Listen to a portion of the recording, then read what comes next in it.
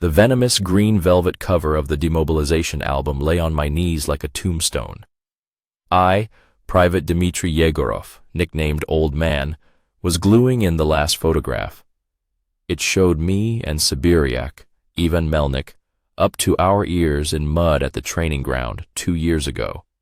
Two idiots grinning at the camera, still unaware of what guard duty at -30 was like. Foot wraps rubbed raw, and the taste of pearl barley 300 days in a row. I ran my finger over the glossy surface. Just 100 days until the order. Almost 3 years gone. A whole life. Messing with your Bible again, old man? Sibiryak plopped down on the stool next to me in our supply room, which reeked of shoe polish, dried foot wraps, and cheap tobacco. He was my comrade in arms, my only real friend during my entire service. A huge, taciturn guy from near Krasnoyarsk, with hands like shovels and a gaze as calm as a Siberian river. Writing history, Vanya, I chuckled, without looking up from my task. So I don't forget what a hero I was when I get back to civilian life. Look, here the Deputy Commander for Political Affairs is lecturing us about decaying capitalism, but he looks like he had a vodka with Nixon himself yesterday. Sibiryak glanced at the photo of the political instruction and shook his head. That's all rubbish. What matters is this. He pulled a small piece of paper, folded into quarters, from his tunic pocket. A little calendar. Every day he crossed out one number. Today is 99. I closed the album. 99. It sounded like a death sentence for those who were staying, and like the sweetest music for us. The barracks had that special hum that only comes in the evening after lights out. Someone was quietly strumming a guitar, someone was whispering tales. The 6-month conscripts, grandfathers, were sending the young newbies to sew collars and clean belt buckles. The great cycle of army life, which I was observing for the 3rd time, and the last. That thought warmed me better than any pot-belly stove. Suddenly, the door to the barracks burst open with a crash, letting in a cloud of frosty steam and the booming voice of the duty officer for the company. Company, listen up. Reinforcements have arrived. 15 heads. Grandfathers, on the double, to welcome the newbies. Sibiryak sighed heavily. Again, we just taught these ones how to wrap their foot wraps properly. The wheel of samsara, my friend, I remarked philosophically, getting up. Our job is to give it the right initial impulse. Let's go take a look at the fresh meat. On the parade ground, dimly lit by a single lantern, stood an uneven line. 15 frozen, frightened kids in brand-new, still stiff overcoats, with duffel bags at their feet. They shivered, casting bewildered glances from the icy asphalt to the old-timers surrounding them. Sergeant Viktor Semenov, nicknamed Skull, stepped forward.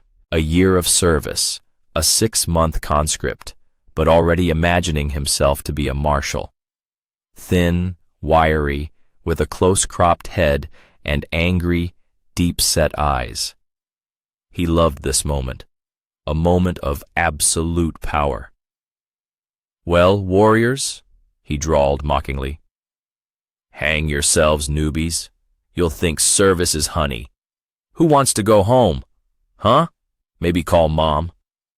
The boys were silent, hunching their shoulders. Skull walked along the line, peering into each face. His gaze was like an X-ray, searching for weakness. He stopped in front of one, the smallest and scrawniest. Name, he bellowed in his ear. Private Zaitsev, he stammered. Zaitsev? A bad last name for the construction battalion. Wolves serve here. Skull bared his teeth theatrically. Drop and give me 20, quick! Zaitsev clumsily collapsed into the dirty, thawing snow. The old-timers around them laughed approvingly. Classic. A cheap, one-man show that I watched with Olympian calm. I didn't care. My war was almost over. Sibiryak next to me quietly spat. Bastard. He was standing there like that himself 6 months ago. I was silent. Let them enjoy themselves. This is their time. Ours is passing. And then Skull reached him, the guy standing almost at the end of the line.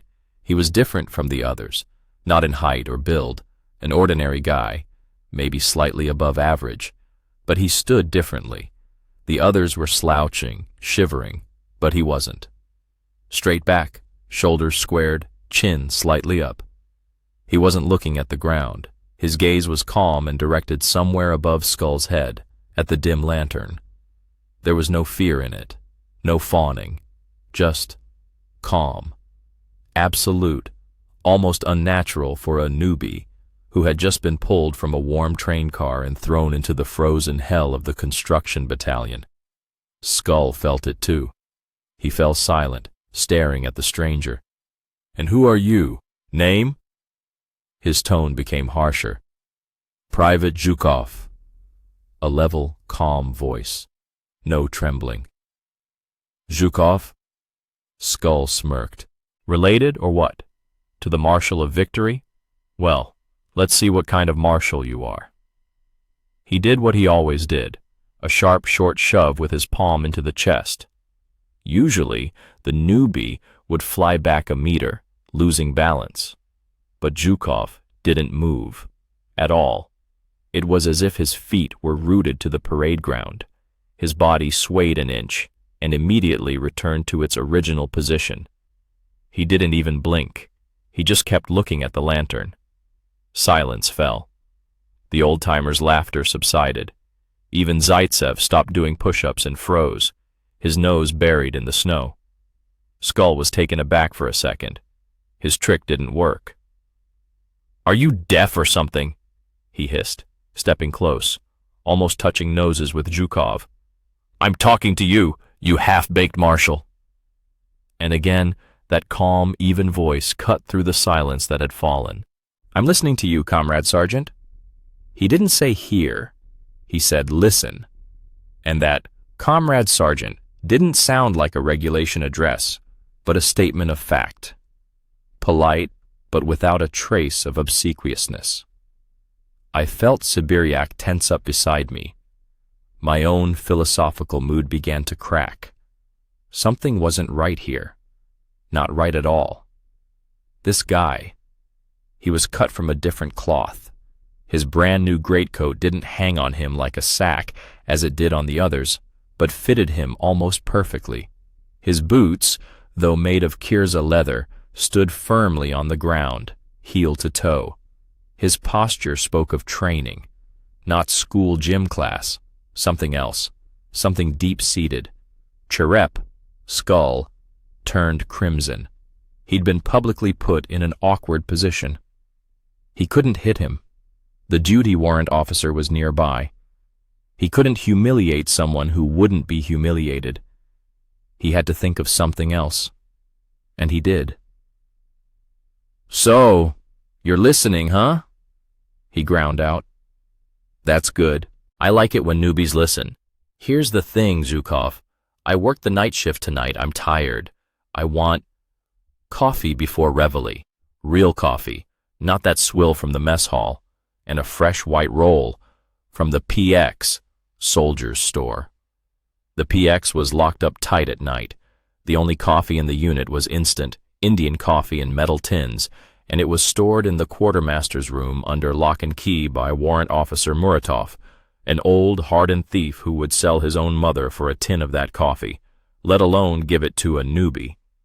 The task was impossible, a classic setup to have a legitimate reason to teach the upstart a lesson in the morning. "Yes, Comrade Sergeant," that same even voice replied. "What yes, Comrade Sergeant?" Cherep snapped. "The task is clear, Comrade Sergeant." He didn't say "will be done." He said, "The task is clear," as if he'd received a combat order, not an idiotic errand from an arrogant sergeant. Cherep blinked in confusion, then spat angrily at his feet and walked away from the formation. "The rest of you, to the showers, and back to the company, on the double." The crowd murmured and moved towards the barracks. Sibiryak and I remained standing. "Did you see that?" he asked quietly. "I saw it, I nodded. An interesting specimen. He won't last. Cherep will eat him alive and not even choke. I don't know, Starry. Old man. Siberiak thoughtfully rubbed his chin. You look at his eyes. He doesn't have the look of a greenhorn. He's like assessing all of us, and Cherep, and that warrant officer, and this stupid parade ground. Maybe he's from some sports academy, I suggested. A wrestler or a boxer. He's used to discipline. But you can't go up against the system. They'll break him. But even as I said that, I felt a gnawing doubt. There was something else about this Zhukov, something that I, having seen hundreds of guys like him over 3 years, couldn't quite define. Some kind of inner steel that neither sports nor street fights could give you. It was something innate, or acquired in places we couldn't even imagine. The night passed as usual. I was sitting in the quartermaster's room, sewing a fresh collar onto my dress uniform. A demobilized soldier should leave looking good. Siberiak was already asleep on his cot, curled up like a bear under the thin blanket. The company had quieted down. Only in the corner where the newbies were housed could you hear quiet whispering and sobbing. That same Zaitsev, probably remembering his mother and his warm home. A typical army night. I was thinking about Zhukov. Where had he gone? No one had seen him since the showers. He'd vanished. He was probably running around the unit grounds like a hunted animal, trying to carry out that idiotic order. I felt sorry for the guy. Tomorrow Cherep would give him a public flogging in the drawing room, and no one would stand up for him. That's the law. The newbie must suffer. Through suffering, he becomes a second-year man. Through humiliation, he learns to value power when he himself becomes an old-timer. An iron logic that, as a demobilized soldier, already made me sick to my stomach. Around 5 in the morning, an hour before reveille, when the thickest, dead silence reigned in the barracks, the door to the quartermaster's room creaked quietly. I looked up. Private Pavel Zhukov was standing in the doorway. His greatcoat was neatly buttoned on him, his fur hat in his hand. He didn't look tired or frozen. "Permission to address you, comrade." He hesitated, not knowing my rank or position. "I'm just a private," I chuckled. "Starry, old man. That's what they call me here. What is it, Zhukov?" "I'm looking for Sergeant Semenov. Cherep's asleep, in the old-timer's cubicle." I nodded towards the corner of the barracks partitioned off with plywood. "What? Haven't you found it yet? Well, get ready. It's going to be a fun morning." He didn't answer. He simply stepped to the table where I was laying out my demobilization treasures, and he put on it a tin of Indian coffee, the very same one with the yellow elephant. Next to it, he placed half a loaf of white bread. A barely perceptible steam rose from the bread. Fresh. I froze with a needle in my hand. My brain refused to process this. Coffee. From Warrant Officer Muratov's room, locked with a padlock. Fresh bread. From the bakery, where soldiers are strictly forbidden. Or from the officer's mess, which is also locked at night. How? Where did you get this? My whisper was too loud. "This is for Sergeant Semenov." The same calm, expressionless tone again. He wasn't boasting. He wasn't making excuses. He was simply reporting task completion. "I'm asking, how did you get it?" I set down the album and looked him straight in the eyes. And then, for the first time, I saw something besides cold calm in them. For a split second there was irony, or even a slight contempt. The task was set. I completed it, he stated precisely. "Permission to leave?" "Go," I exhaled, stunned. He spun on his heels, sharply by the book like on parade, and left silently. I sat there staring at the can of coffee and the warm bread.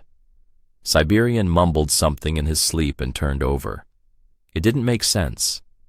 Breaking into Muratov's storage room meant a court-martial. The warrant officer would dig him up from under the ground. Getting into the bakery was even worse. But Zhukov didn't look like a thief caught red-handed. He looked like a specialist who had finished his work. I got up, went to the door, and peered into the corridor. Zhukov was heading to his place in the formation. His gait. That's what struck me. He wasn't walking. He was carrying himself, lightly, springily, silently. That's how predators walk, or special forces. But what kind of special forces would be in our backwater construction battalion at the edge of civilization? I returned to the table and picked up the can of coffee. It was unopened, factory sealed. The bread was warm and soft. I broke off a tiny piece, real, with a crispy crust. At 6 in the morning, the duty officer bellowed, "Company, rise and shine!" A new army day had begun. Half an hour later, Cherep, yawning, lumbered into our storage room. "Well, Starry, haven't seen my marshal? I'm going to fix him good." He trailed off mid-sentence, staring at the table. His sleepy eyes widened. He approached, incredulously picked up the can, turned it over. Then he touched the bread. "This, where did it come from?" he croaked, looking at me. I just shrugged and nodded towards the door. "Your order. He brought it an hour ago. Personally." Cherep's face went through several stages, from shock to disbelief, then to rage, and finally to confusion. He was a hunter who had set a snare for a rabbit, but caught a tiger, and now he didn't know what to do with the tiger. He silently grabbed the can and the bread and stormed out of the storage room. I heard him yelling at the duty officer, demanding boiling water. Siberian, who had already woken up and was watching this scene, sat down on the stool and whistled. "Well, how did he do it, Starry?" "I don't know, Vanya," I answered honestly, reopening my demobilization album. "But I know one thing. Our peaceful demobilization life has just ended. This guy, Zhukov, he's no greenhorn. He's an enigma, and I'm damn interested in what the answer will be." I looked at the photograph where we, young and foolish, were grinning at the camera. Back then, the army seemed to us like a clear and simple system. Senior soldiers, new recruits, work, details. Everything was in its place. But today, a new, unknown piece had stepped onto this chessboard. And with its very first move, it messed up the whole game. 45 seconds, roared the company duty officer, and the barracks exploded into organized chaos. Dmitry Yegorov, whom everyone had grown accustomed to calling Starry, old man, over his 3 years of service, didn't even flinch. He lay on the upper bunk of his cot, his hands behind his head, observing the flurry of green bodies with detached curiosity. His body, conditioned to automatism by thousands of such wake-ups, knew that 45 seconds was an eternity. He could have done it in 30 if he wanted to, but he didn't want to. There were 27 days left until his discharge order, and there was no need to rush anymore. He had almost finished his marathon. Below him, the young ones, the new recruits, were scurrying around like scalded kittens, tangling up their foot wraps, dropping their boots, receiving hefty but harmless backhanded slaps from the second-year old-timers, all as usual. A ritual honed to perfection by generations of soldiers. And there was Viktor Semenov, also known as Cherep, Skull, a junior sergeant, a senior soldier with a heavy gaze and an even heavier hand, slowly swung his legs off the cot. He could take his time. He was the authority. Unofficial, but very real. The authority that decided who would be catching butterflies until lights out today, and who would peacefully smoke behind the supply room. Starry shifted his gaze to the cot by the window, the cot that had become the epicenter of a low-level tension in the company for the past week. Private Pavel Zhukov arrived with the latest replacements, too correct, too calm, too different. He was already standing in perfectly fitted fatigues, tucking in his blanket with such geometric precision as if he were taking an architecture exam. No fuss, no fear in his eyes, just the methodical execution of an order. "Take a look at him," Cherep hissed, standing next to Starry's cot and nodding towards Zhukov. "An actor, from the Bolshoi Theater no less. He refused to clean my boots yesterday. Can you imagine?" "Not permitted by regulations, Junior Sergeant." Dmitri lazily turned his head. He had seen the scene yesterday. Everyone had. Cherep casually extending his mud-splattered boots to Zhukov, and Zhukov, standing at attention and reciting that phrase, calmly, without challenge, but with such unshakable confidence that Cherep was momentarily speechless. It wasn't fear, and it wasn't insolence. It was knowledge of his rights, which was valued less in the barracks than the ability to sew on a clean collar liner quickly. "Well, if it's not allowed, it's not allowed," the old man drawled philosophically, swinging his legs off the bunk. He was already dressed, a habit ingrained over the years. "The regulations are the same for everyone, even junior sergeants." Skull ground his teeth. He didn't like Dmitri's tone. The old man was a demobilized soldier, plywood, practically a civilian. Messing with him was already against the code, but his detached irony irritated Skull no less than Zhukov's strict adherence to regulations. "You, old man, will philosophize your way to demobilization, but I still have to serve with this academic," Viktor Semyonov spat out. "He's disrupting order. Understand? Or dare?" Today he refused to polish his boots. Tomorrow the spirits will all refuse. Then what? Democracy? Dmitri shrugged and began making his bed. He didn't argue. Skull was right in his own way. The army organism was held together not only by regulations, but also by hundreds of unwritten rules that ensured its survival. And Zhukov was a foreign body to this organism, a virus that threatened the entire system. This became even more apparent on the parade ground. The company was practicing marching, under the monotonous droning of the platoon commander. A lieutenant who had only just graduated from military school, the soldiers' boots churned the asphalt. Some were pigeon-toed, some lost their step, some were simply going through the motions. And in the midst of this disarray, the figure of Pavel Zhukov, a straight back, as if he'd swallowed a ramrod, head held high. His leg extends perfectly, his toe is pointed, his boot slams into the parade ground with such a clear, confident thud that it seemed he was the only one marching in step, and the entire company was not. "Private Zhukov, to me!" the lieutenant finally snapped. Pavel left the ranks as flawlessly as he had marched. About face, 2 marching steps. Report. "Private Zhukov, reporting as ordered." The lieutenant circled him, scrutinizing him critically. "Where did you serve, Zhukov?" "Nowhere, comrade lieutenant. First month of service." "Don't lie to me." The lieutenant raised his voice, getting worked up. "They don't teach that in Dozeaf? Where did you get that stride, that bearing?" "I played sports, comrade lieutenant," Pavel replied, still unfazed. "Sports," the lieutenant drawled, clearly not knowing what to do next. On the one hand, an exemplary soldier. On the other hand, his perfection was a reproach to everyone else, including the lieutenant himself. "Return to ranks! Company! Eyes on Private Zhukov! Learn, you slobs!" Skull, standing in the first rank, twitched his jaw almost imperceptibly. "Learn!" It was the worst thing an officer could say. He didn't just praise the spirit, he held him up as an example to the old-timers.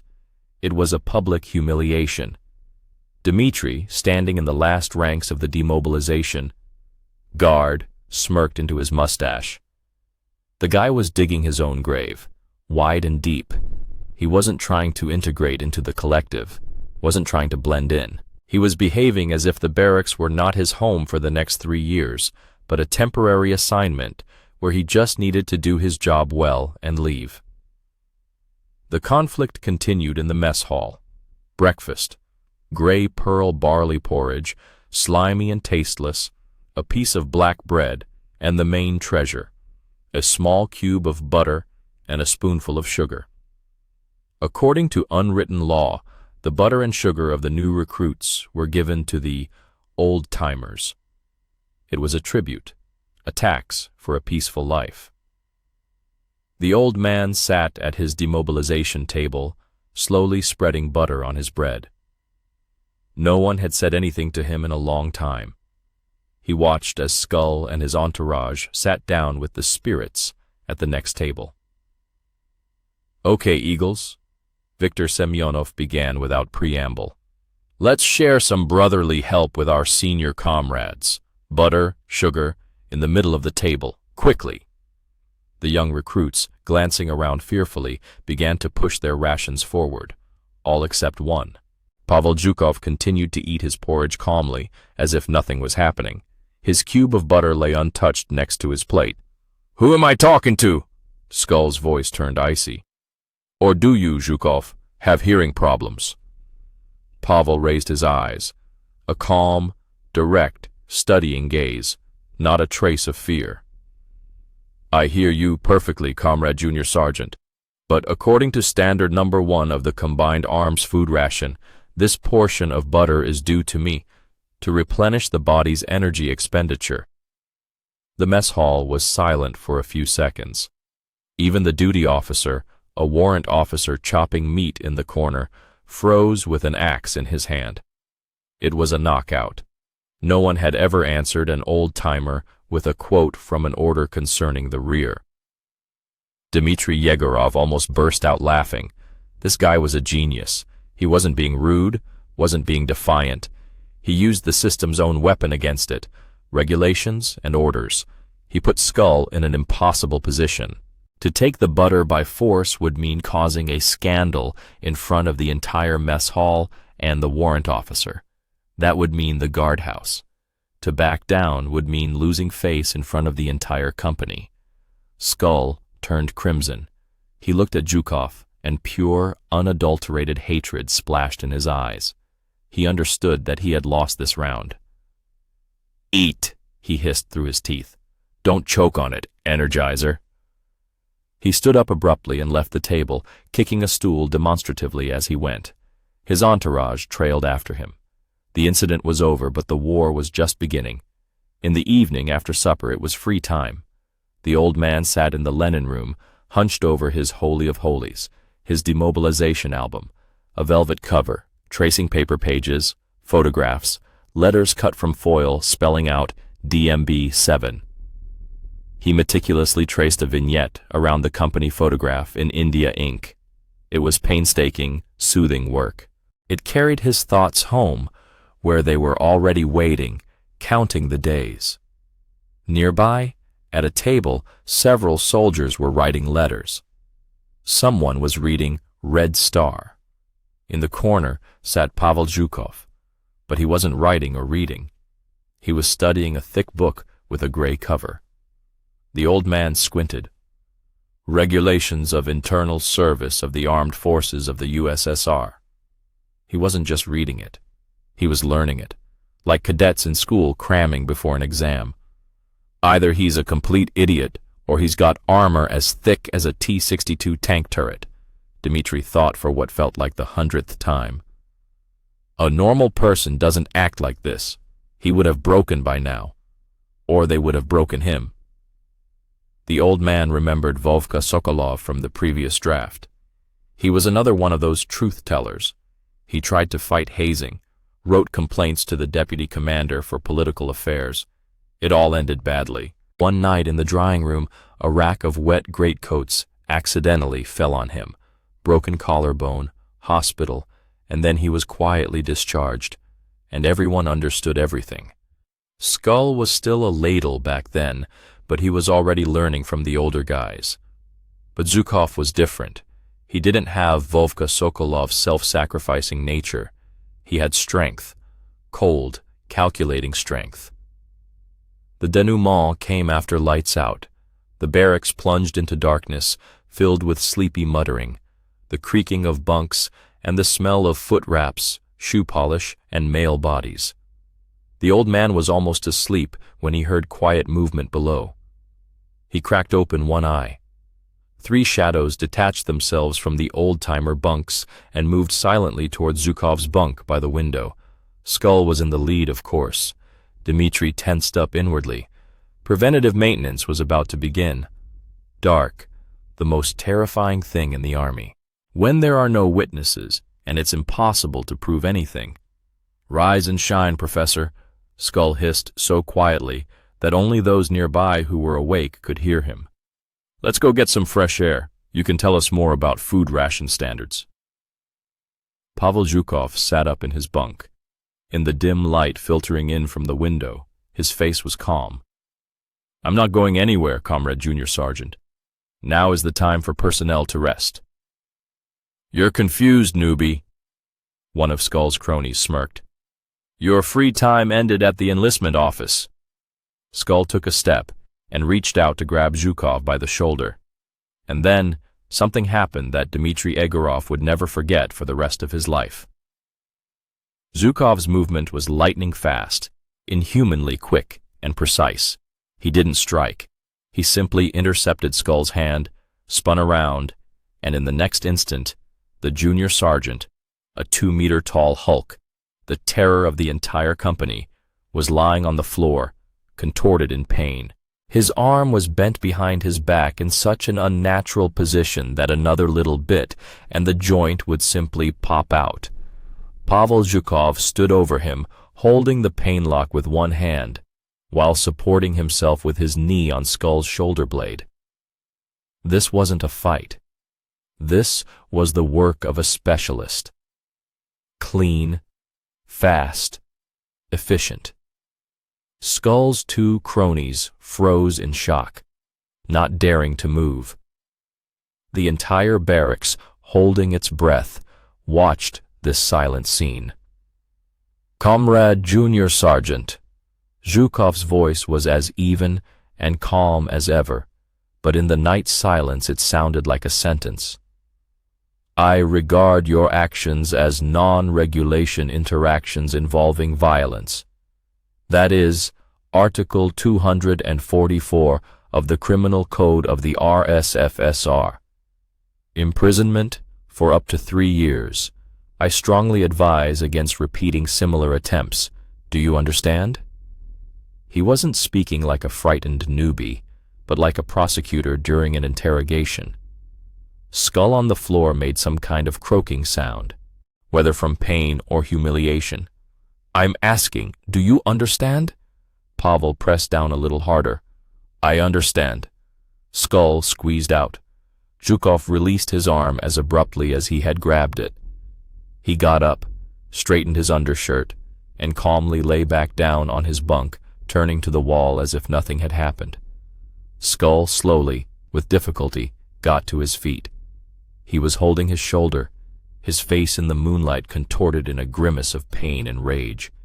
He looked at his stunned comrades, then at the hushed barracks, where every soldier pretended to be asleep, but everyone had seen everything. His authority, built on fear and force, had collapsed in a single second. He was crushed, not in a fight, not with fists, but by something worse, professionalism and knowledge of the law, humiliated intellectually and physically. He silently shuffled back to his bunk. Dmitri Egorov lay staring at the ceiling. Sleep had vanished completely. The puzzle in his head began to fall into place, the perfect parade ground step, which they don't teach in DOS-AF, the knowledge of regulations and orders at the level of an officer, the calmness in the face of the old-timers, bordering on indifference, and that technique. That's not sambo from a sports club. It's something else. Applied. Hard. Something they don't teach in regular troops. The old-timer suddenly remembered a snippet of conversation overheard near headquarters a couple of days ago. Two majors from the Special Investigations Unit were smoking, and one said to the other,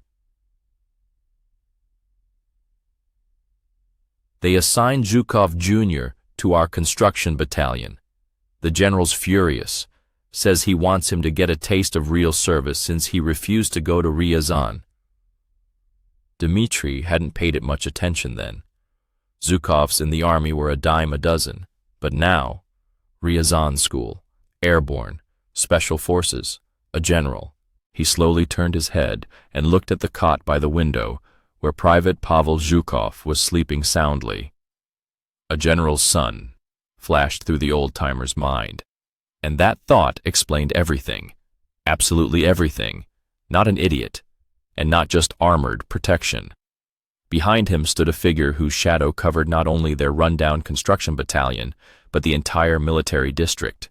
And this guy, whom his father had sent to the very dregs of army life as a corrective measure, had brought his own rules with him, and he was going to live by them, not by the laws of the barracks, written in the sweat and blood of guys like Skull. Dmitri Yegorov closed his eyes. His demobilization album now seemed like such a distant and insignificant trifle. Here, in his company, a completely different story was beginning. And he, the soon-to-be demobilized old-timer, with less than a month left, was, by fate, in the front row of this theater of the absurd. And somehow he felt that the most interesting part was just beginning. "Well, art critic, finished your Tretyakov gallery?" Viktor Semyonov's voice, nicknamed Skull for his shaved-to-blue head and hollow cheeks, cut through the silence of the storage room. I, Dmitri Yegorov, also known as Old-Timer, didn't look up. The last 3 months of service were flowing like thick jelly, slowly, nauseatingly, but inexorably. I sat on a stool, hunched over the holy of holies of any soon-to-be demobilized soldier, his album, a velvet cover, brass corners. On the spread was a cardboard cutout of a soldier in dress uniform, which I was now meticulously covering with threads, imitating aiguillettes. Tedious, painstaking work, but it kept me afloat, shielded me from the barracks bustle, which was already setting my teeth on edge. "Almost, Skull, almost." "The finishing touches," I replied, without taking my eyes off the thread. "Gluing your photo into the fauna of our unit section." A couple of rookies, my peers in the draft, chuckled in the storage room. Skull, who was 6 months younger than me in service but already acting like an old-school bully, bared his teeth.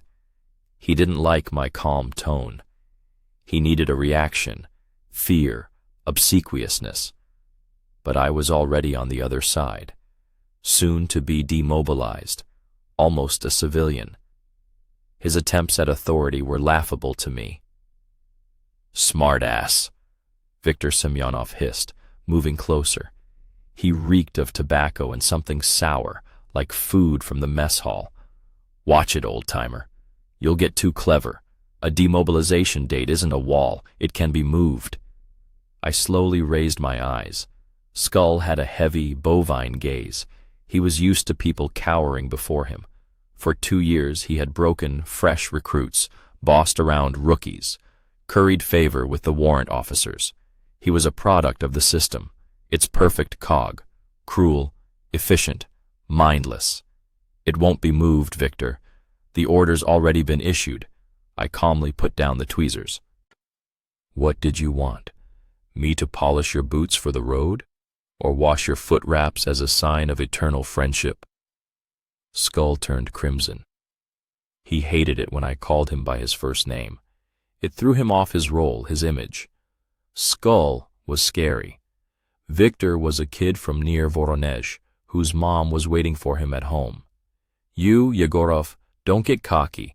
I'm keeping order here while you're messing around with your pictures." And some people aren't respecting that order. And then I understood what he was getting at. Skull's gaze flicked behind me to the corner where he was sitting on boxes of gas masks.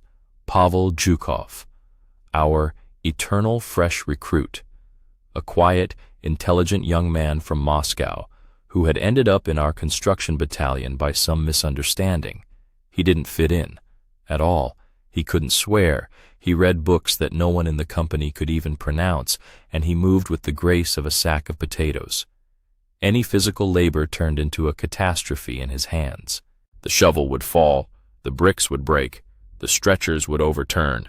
He was the perfect target. For Skull, just a gift from fate. Every evening started the same way. "Zhukov, get over here." And then it would begin. "Assume the position. Do 100 push-ups. Why aren't your boots shining like a cat's balls?" Pavel endured everything in silence. He gritted his teeth, turned pale, sweated. But he did it. Not a single complaint, not a single tear. His silent endurance infuriated Skull even more than his clumsiness. He couldn't break him. Right now, Pavel Zhukov was reading. A thin book with a blue cover. He sat, cut off from the world, and only the movement of his lips betrayed that he wasn't asleep. "Hey, Professor!" Skull roared, making the rookies flinch. "Drop the book! Get over here on the double!" Pavel slowly raised his head. There was no fear in his eyes, just weariness. He carefully marked the page with a match, put the book on the box, and approached. He was slightly shorter than Skull, thin, stooped. Compared to the stocky, gym-honed Viktor Semyonov, he looked like a sparrow next to a hawk. "Listening, Private Semyonov." His voice was quiet but clear. He always addressed everyone according to regulations, which also enraged the bullies. "Listen up, Sergeant!" roared Skull, jabbing his finger into the other man's chest. "Forgot already, Boot? Or have you read so much in your books that the regulations don't apply to you?" "Guilty, Sergeant," Pavel replied without emotion. I watched this scene with detached interest, like a bad play I'd seen 100 times. But something was different today. The tension hung in the air. Skull was also facing demobilization in a week, but the spring call-up. He wanted to leave like a king, leaving scorched earth and iron discipline behind him. And this quiet spirit was his personal failure, unbroken, unsubdued. "Guilty, is he?" Skull drawled, circling Pavel like a predator eyeing its prey. "You know what, Doc? I'm looking at my boots here." He stuck out his leg in a boot, polished to a mirror shine. "They shine, right? That's because I'm a granddad. I've done my time, and you're a spirit. You're nobody yet. Dust under my boots. But I'm feeling generous today. I want to give you a chance to appreciate the finer things." He went to his locker, rummaged around, and pulled out a pair of old, worn-out jack boots, covered in dried mud from yesterday's trip to the training ground. He threw them at Pavel's feet. Mud splattered everywhere. "Here, these are my work boots. By morning they should shine brighter than the stars on the Deputy Commander for Political Affairs shoulder boards. Brush, polish, in the washroom. Time's ticking." Silence fell. Even the ladles stopped breathing. This was no longer just education. This was humiliation. Forcing a spirit to clean a granddad's personal belongings. That was crossing the line. A duty detail was one thing, but turning someone into a personal servant was another. I expected Pavel to silently bend down, pick up the boots, and head to the washroom, as usual. But he didn't move. He stared at the dirty boots at his feet, and on his pale face, for the first time since he'd arrived, something resembling anger appeared. "I'm not going to do that, Sergeant," he said quietly, but loud enough for everyone to hear. Skull froze. He slowly turned around, his face contorted with astonishment, which quickly turned into rage. "What did you say?" "I said I'm not going to clean your boots. It's not part of my duties as a soldier in the Soviet Army." I whistled mentally. Now this was a twist. For 2.5 years, I'd watched people get broken. They were broken in different ways, some quickly and brutally, others slowly and methodically. But I had never seen a spirit who had only been in the unit for a couple of months, openly go against the fiercest granddad. "Ah, you louse-ridden intellectual," Skull growled. All his feigned nonchalance vanished. Before us was just an angry, humiliated kid whose authority had been questioned. "I'll make you eat that mud right now, you maggot." He stepped toward Pavel, and I knew things were about to get messy. I sighed wearily. I didn't want to get involved. My train was already at the platform, and getting into a fight 5 minutes before departure was utter stupidity. But watching a kid get beaten for finally standing up for himself was sickening. I was already starting to get up from my stool, mentally calculating how to separate them with minimal damage to my demobilization uniform. But then something happened that no one expected. Pavel Zhukov didn't back down. He looked straight into Skull's bloodshot eyes and said with icy calm, "I wouldn't advise you to touch me, Semenov." He called him by his last name for the first time. Not Sergeant, but just Semenov. In the barracks, that was equivalent to a slap in the face. For Skull, that was the last straw. He roared and grabbed Pavel by the front of his tunic. "I'll show you!" And at that very moment, the door to the supply room burst open with a crash. Standing in the doorway was the deputy company commander for political affairs, Major Muratov, a new man in the unit, transferred from some staff position, a pedant and a bore. He was one of those officers who religiously believed in the regulations and political education. We didn't like him, but we feared him. He had a nose for unauthorized relationships. "What's going on here?" His voice was like the crack of a whip. Skull instantly released Pavel and stood at attention. His face was still crimson, his hands trembling. "Nothing, Major. We're conducting an educational conversation with the new recruits about the rules for taking care of service footwear." Major Muratov swept the supply room with a heavy gaze. He stopped on me, on the frightened ladles, on Skull, and finally on Pavel Zhukov. Pavel stood calmly, straightening his tunic. "An educational conversation, you say, Semenov?" A metallic edge entered the major's voice. He looked at the dirty boots on the floor. "And these, I presume, are visual aids?" Skull was silent, his head sunk into his shoulders. He knew he was in trouble, big trouble. The deputy commander for political affairs didn't let such things slide. The interrogations, the reports, and the disciplinary battalion were just around the corner. Skull was already mentally bidding farewell to his spring demobilization. But Major Muratov suddenly did something that blew my mind, accustomed as it was to army logic. He ignored Skull. He stepped toward Pavel Zhukov, and on his face appeared an expression of extreme astonishment and almost respect. "Pavel Andreevich?" he asked, in the tone that lieutenants use when addressing colonels. "Is that you? What are you doing here?" The silence in the supply room was so thick you could hear the drip, drip, drip from the roof outside. I froze, tweezers in hand. Skull was rigid, like a pillar of salt, his jaw hanging open. The soon-to-be-discharged soldiers stared wide-eyed. "Pavel Andreevich?" Pavel Zhukov winced almost imperceptibly, as if his name were an obscenity. "Present, Comrade Major. Like everyone else," he replied calmly. Major Muratov turned to Skull. I'd never seen such a look on an officer's face. It wasn't anger. It was horror. The cold, clammy horror of a man who realized he'd just been standing on the edge of an abyss and nearly stepped into it. "Semyonov," he whispered, Do you even know who this is?" Skull shook his head dumbly. He didn't understand.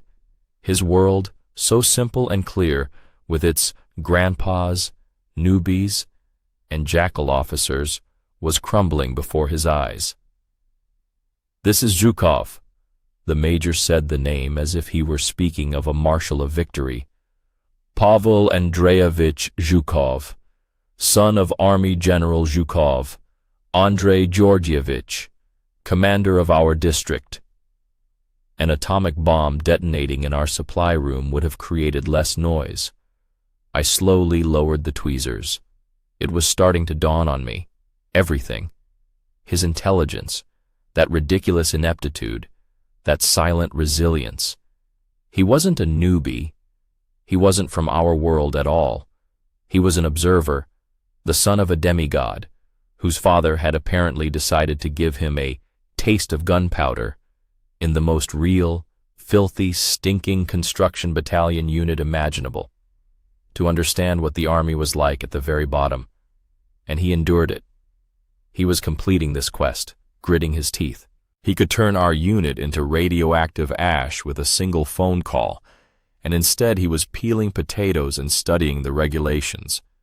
Skull turned pale, then green. I saw a bead of sweat trickle down his forehead. He looked at Pavel, and in his eyes there was no longer anger, but animal fear. He had just tried to make the district commander's son clean his dirty boots. This wasn't just the end of his tour. This was the end of everything. "Semyonov, with me," Major Muratov ordered in an icy tone. He turned to Pavel. "Pavel Andreevich, I apologize. I will report this immediately." "No need, Comrade Major," Pavel interrupted him. "No need to report anything to anyone. Private Semyonov was simply a little too enthusiastic in his educational efforts." "I'm not offended." This was scarier than any yelling. His calm, magnanimous forgiveness was a death sentence. It robbed Skull of even a chance for justification. He hadn't just violated regulations. He had offended a good, forgiving man. Who happened to be the general's son? Major Muratov, and the pale-as-a-sheet Skull left. For several minutes, a deadly silence hung in the supply room. The soon-to-be-discharged soldiers were afraid to breathe. I looked at Pavel. He went to the box, picked up his book, and sat back in his corner, as if nothing had happened. I stood up and approached him. He raised his clear, slightly tired eyes to me. "Why?" I asked quietly. "Why did you put up with all this?" He looked at his hands, slender, intellectual fingers, covered in scratches and calluses from the shovel. "My father said I had to understand what the army is like. Not the one in the parades, but the real one. Said you can't command people if you don't know how they live and what they breathe." He smiled wryly. "I think today I understood that better than in all the previous months." I nodded. I understood too. I understood that our barracks hierarchy, our hazing, all those unwritten rules of ours, it was a house of cards. It stands until a real wind blows, the wind of real power. I returned to my desk, carefully picked up the tweezers and continued gluing the aiguillette to the cardboard figure. But my hands were shaking slightly. My discharge album suddenly seemed like such a childish, naive toy. There, in his corner, sat a guy who had just taught me, old-timer, about to be discharged, the most important lesson of my entire service. A lesson that true strength isn't in fists or arrogance. It's in something else. Something that neither I, nor Skull, nor our entire company could see in him. The army really did turn a boy into a man. It just sometimes did it in very strange ways. And looking at Pavel Zhukov, I thought for the first time that he might actually become a real general, much better than hundreds like Skull, because he knew what dirt on boots smelled like, and he knew what it was like to be told to eat it. "Rub my back, newbie," rumbled Viktor Semyonov, nicknamed Skull, and his voice, amplified by the echoing bathhouse, rolled through the steam room, silencing even the splashing of water in basins. Dmitry Igorov, a.k.a. Old Timer, sat a little further away on the highest, hottest shelf. He had 17 days left until his discharge. He was no longer steaming in the literal or figurative sense. He was just warming his old bones, watching this eternal theater with the detachment of a man who had already bought his train ticket and was mentally on his way home. He'd seen this scene hundreds of times. a young, still untested newbie, and a grandpa, reveling in his fleeting power. Now Skull, filled with foolish strength and malice from his endless service in the construction battalion, would break another greenhorn. The bathhouse was the perfect place. Here, everyone was naked, everyone was equal. Well, almost everyone. Pavel Zhukov, the very same spirit, stood in the middle of the steam room, lanky, pale, with delicate intellectual wrists utterly at odds with the tarpaulin boots and the shovel he'd been holding for the past 6 months. He slowly turned. There was no fear in his eyes, the kind the old man was used to seeing in spirits at moments like these. Only a cold, calm weariness. "I have my own back to worry about," Pavel Zhukov said quietly but distinctly. The steam room froze. Even the ladles, furiously scrubbing each other with washcloths, fell silent. To refuse a granddad in the bathhouse? This was more than just a breach of subordination. It was a public declaration of war, suicide. Cherep Skull slowly straightened up. His short-cropped head, which had earned him his nickname, gleamed with sweat. Small, malevolent eyes bored into Pavel. "What did you say, you maggot?" he hissed, taking a step forward. Water sloshed under his feet. "Repeat that." The old man sighed and settled more comfortably on the shelf. The educational process was about to begin. A couple of slaps, a few kicks in the rear, and the intellectual boy would be tearfully scrubbing Cherep's broad back. A classic. Dmitry Igorov had no intention of interfering. Not his war. His war was over. He had served his time, endured, toiled in the training grounds and in guard duty. Now he was an observer, a chronicler. His demobilization album, bound in blue velvet, already boasted its first page with tracing paper and a drawing of a soldier walking into the sunset. All that remained was to fill the rest. "I said I won't scrub your back," Pavel Zhukov repeated, looking Cherep straight in the eye. He didn't raise his voice, and this made his words sound even more defiant. Viktor Semenov bared his teeth. He wasn't one for much talking. He was a man of action, primitive and effective. His fist was already starting its movement, a heavy, practiced blow that was meant to slam the disobedient spirit into the wet boards. The old man closed his eyes. He didn't want to watch. Boring and predictable. "Stop!" A breathless cry rang out from the steam room entrance. In the doorway, shrouded in clouds of steam, stood the orderly, a very young kid from the latest draft. He was staring in fear at the frozen scene. At Cherep with his fist raised, and at Pavel Zhukov, calm as a Buddha. "What do you want, you greenhorn?" One of the younger granddads barked, irritated that they'd been interrupted. There. The orderly swallowed, trying to catch his breath. "Private Zhukov, to the phone! Urgent!" Cherep lowered his hand. His entire posture expressed utter bewilderment. What the hell phone?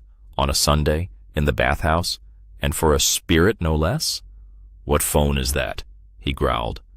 "Is his mommy calling, missing him? Tell her to wait. He's got a procedure to follow." It's the hotline," the orderly stammered, and that word acted like an electric shock. The hotline. Government communications, secure communication equipment, the phone that stood in the regiment commander's office and in the division headquarters, the phone that rang from Moscow, a phone that spirits never got calls on, ever, under any circumstances. In his 3 years of service, the old man had never heard of a simple private, especially a spirit, being summoned to that device. The commander, the political officer, the chief of staff got called there, but not a soldier who had learned how to wind putties 6 months ago. The silence in the steam room was deafening. You could hear the water dripping from the ceiling and Cherep breathing heavily, trying to grasp what was happening. His entire carefully constructed hierarchy, his entire authority based on the simple right of the strong, cracked at that moment. He, Viktor Semenov, the master of the barracks, was about to teach a greenhorn a lesson, and that same greenhorn was being called to a phone that was scarier than any tribunal. Pavel Zhukov, without saying a word, walked past the dumbfounded Cherep, took a towel from the bench, wrapped himself up, and calmly headed for the exit, leaving behind a trail of steam and universal bewilderment. Cherep watched him go, and his face held a complex mixture of rage, confusion, and something else, a vague, unpleasant foreboding. He looked like a wolf whose prey had been snatched from under its nose and snatched by someone invisible and omnipotent. "Hey! Stop!" he shouted belatedly, but the shout came out weak and uncertain. Pavel Zhukov didn't even turn around. The old man slowly slid off the shelf. The heat suddenly seemed unbearable to him. He understood that he had just witnessed more than just another squabble. He had seen an invisible hand break the unshakable law of the barracks, a law that was more important than any regulation. In the evening, the barracks was filled with a strange, tense atmosphere. Usually, after the bathhouse and Sunday dinner, the granddads relaxed. Some wrote letters, some sewed a fresh collar onto their dress uniform, and some, like Cherep, found an excuse to educate the young ones. But today, everything was different. Viktor Semenov sat on his bunk, staring blankly at the wall. His entourage, a couple of equally hardened ladles, kept their distance, not daring to speak. They felt that their leader had lost face, and they didn't know how to react. Pavel Zhukov returned an hour later, just as quietly and unnoticed. He sat down on his stool by his bed and took out a book. The old-timer, hunched over his discharge album at the far table, deliberately glanced at the cover. Marcus Aurelius, Meditations. Dmitri Yegorov smirked. Marcus Aurelius in a construction battalion? You couldn't make up a better joke. He carefully glued in a photograph, him and a couple of other guys from his draft, grimy and happy, sitting on the armor of an infantry fighting vehicle during training 2 years ago. Nostalgia. Back then, the service felt endless. And now, 17 days. A mere puff of smoke. He looked at his young face in the photo and thought about Pavel Zhukov. Something didn't add up. This guy was an enigma. He didn't try to shirk duty, didn't complain, didn't snitch. He just existed. He followed orders, dug trenches, peeled potatoes, but he did it with some kind of inner dignity, as if it wasn't his life, but a role he had to play until the end. And this detachment of his infuriated Cherep more than any blatant insolence. Cherep was used to breaking people, to seeing fear, humiliation, and subservience in their eyes. But in Zhukov's eyes, he saw nothing but calm disdain, and that drove him crazy. A call on the secure phone put everything in its place. Well, almost everything. The old-timer wasn't stupid. In 3 years in the army, he'd learned to read between the lines of orders and to see what wasn't intended for the eyes of enlisted personnel. The company commander's nervousness when this Zhukov arrived. The strange protectiveness on the part of the deputy commander for political affairs, who personally made sure that Zhukov was issued the least tattered uniform. Minor details that meant nothing individually, but now, after today's call, formed a clear picture. This guy wasn't just a newbie. He was a golden newbie. Dmitri Yegorov took a pen and, beneath the photograph in the album, wrote in a beautiful, almost calligraphic hand, "The army is a great leveler. It cuts both the smart and the stupid with the same comb." He paused, looked toward Pavel Zhukov's bunk, who was calmly leafing through his Marcus Aurelius, then at Cherep's hunched figure. He smirked and added, "But everyone gets a different brush." The duty officer for the company, a warrant officer, entered the barracks. He swept the room with a heavy gaze which lingered on Cherep, then on Zhukov. "Semyonov!" he called out. Viktor Semyonov flinched and reluctantly got up. "Yes, comrade warrant officer." "Come to the supply room. We need to talk." Cherep walked away, head down. The old-timer knew what kind of talk it would be. He would now be told, gently but unequivocally, that Private Zhukov Pavel, let's just say, shouldn't be touched. At all. In any way. Not because it wasn't comradely, and not because it was prohibited by regulations, but because it has to be that way. And Cherep would understand. Guys like him were excellent at sensing real, not ostentatious, power. Power that came not from the stripes on your shoulder boards, but from a phone call on the secure line. Dmitry Yegorov closed the album. The leather cover felt pleasantly cool against his fingers. He looked at his hands.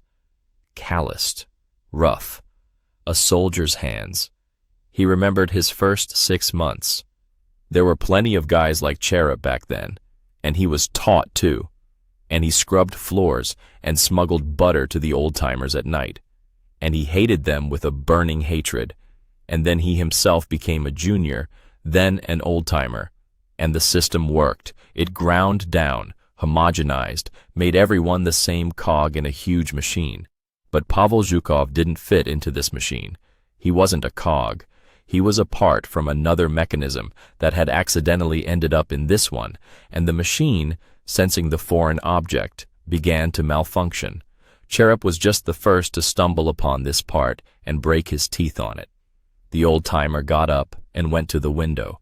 The sun was setting beyond the parade ground. The last 17 sunsets in the army. He suddenly felt neither gloating over Cherep nor admiration for Zhukov. He felt a strange, almost philosophical sadness. His world, so simple and understandable, with clear laws and rules, turned out to be more complex. It turned out that there was a force that stood above the old-timers, the warrant officers, and even the regimental commander. The power of a single phone call. Cherep came out of the supply room. His face was ashen. He didn't look at anyone. He went to his bunk, silently took off his boots, and lay down, turning to the wall. The barracks became very quiet. The play was over. The curtain. Dmitry Yegorov returned to his album. On the next page, he decided to draw the barracks. Double-decker beds, the dim light of a lamp, a pyramid of rifles, and 2 figures. One, hunched under a blanket. The other, upright, with a book in his hands. And the inscription, "To each his own." The army really did turn boys into men. But it also showed that even among men, there were those who were more equal than others. And that was the most important lesson that the old-timer had learned in 3 years of service, a lesson that he would take with him on his discharge, along with his album, covered in blue velvet. "Hey, old-timer, heard the news?" Viktor Semyonov's voice, nicknamed Cherep, Skull, for his heavy jaw and shaved head, sliced through the sleepy silence of the supply room. "Turns out our quiet newbie is plated with gold." I didn't look up from my treasure, my discharge album. Carefully, almost tenderly, I trimmed the edges of the photo where our company stood on the parade ground after the forced march. Dirty, exhausted, but somehow happy. I was gluing this picture onto a page already decorated with velvet and letters cut out of postcards, spelling DMB 78. Demobilization 78. With just over a month left until my discharge, the whole world outside this album and my thoughts of home seemed dull, faded, like an old drill map. With what kind of gold plating now? I drawled lazily, without looking up. Barracks intrigues barely touched me anymore. My war was almost over. I was like an old soldier in a painting, sitting on a hill and watching the battle in the valley, seeing everything, understanding everything, but his only business was to finish his cigarette. "The general's kind," Skull spat out angrily. He was pacing the tiny storeroom, crammed with boxes of gas masks and rolled-up greatcoats. His movements were jerky, like an animal in a cage. "This Pavel Zhukov of yours. His father is a lieutenant general, the district commander, a clerk from headquarters, a good buddy of mine. Whispered it. They were checking his file. Can you imagine? A general's son in our construction battalion.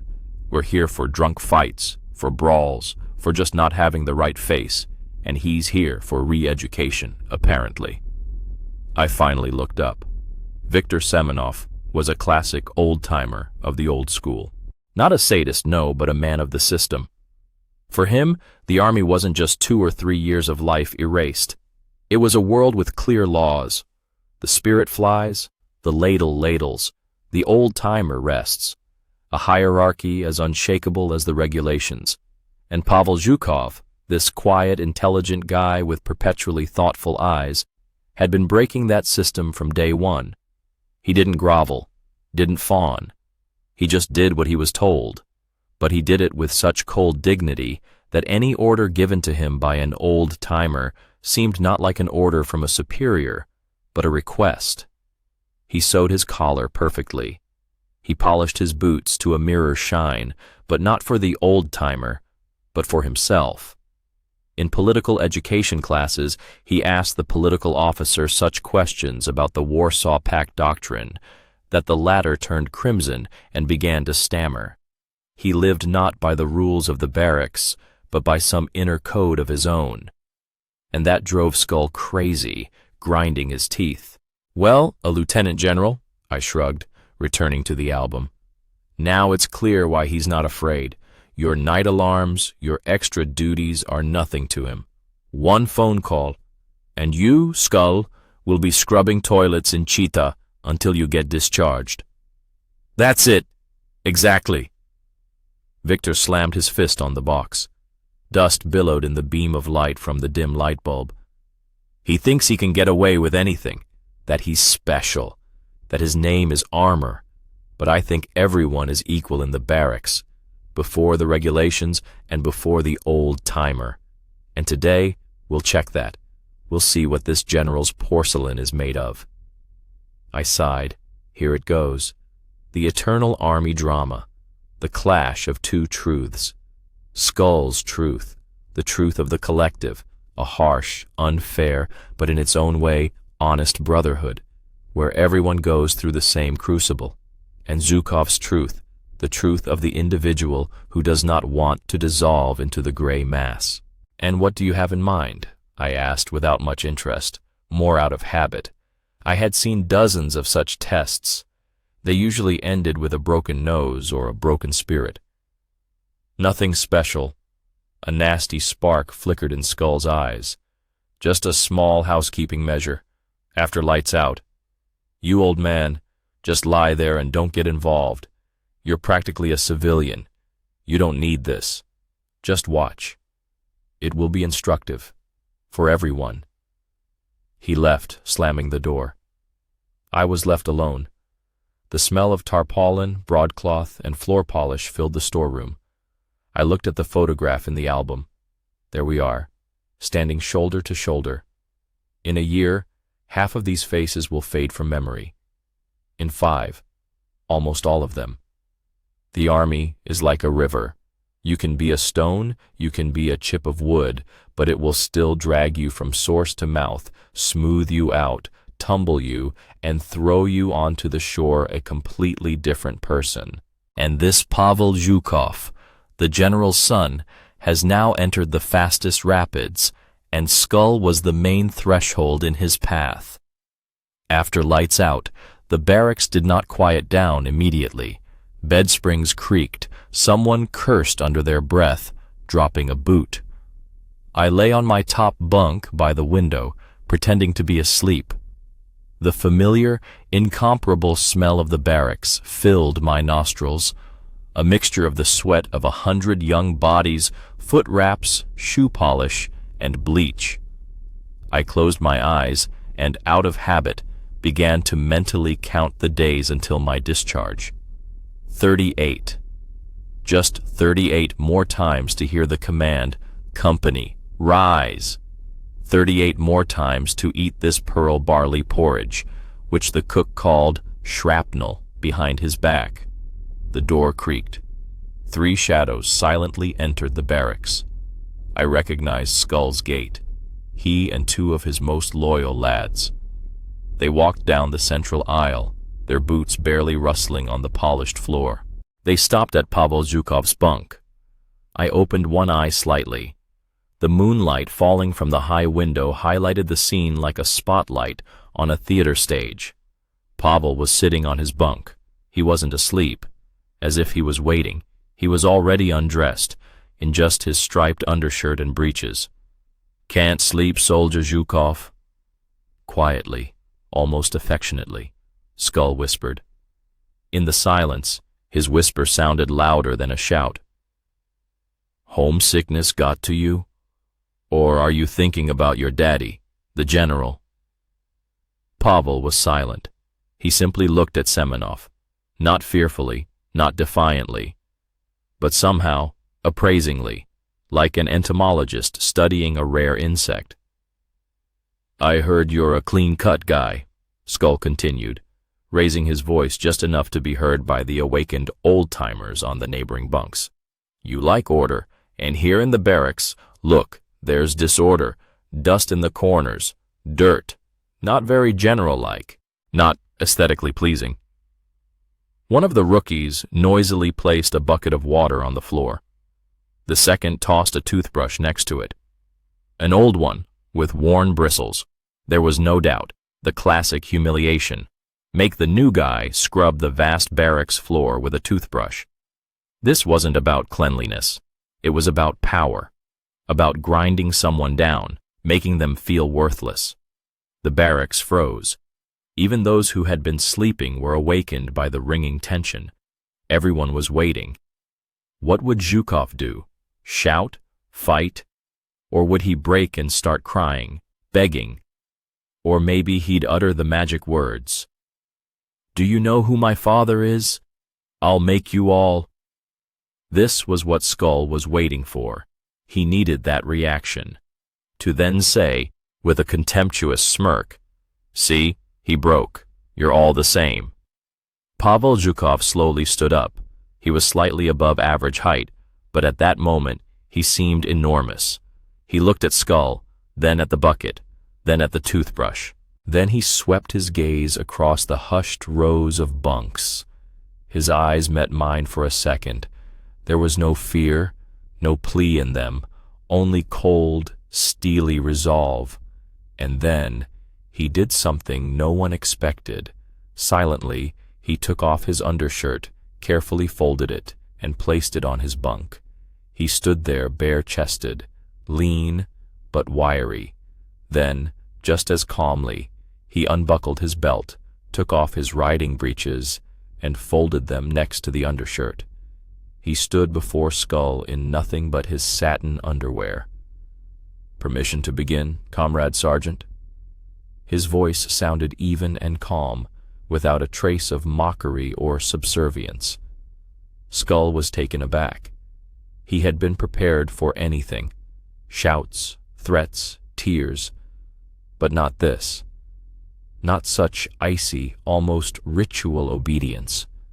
This willingness was scarier than any rebellion.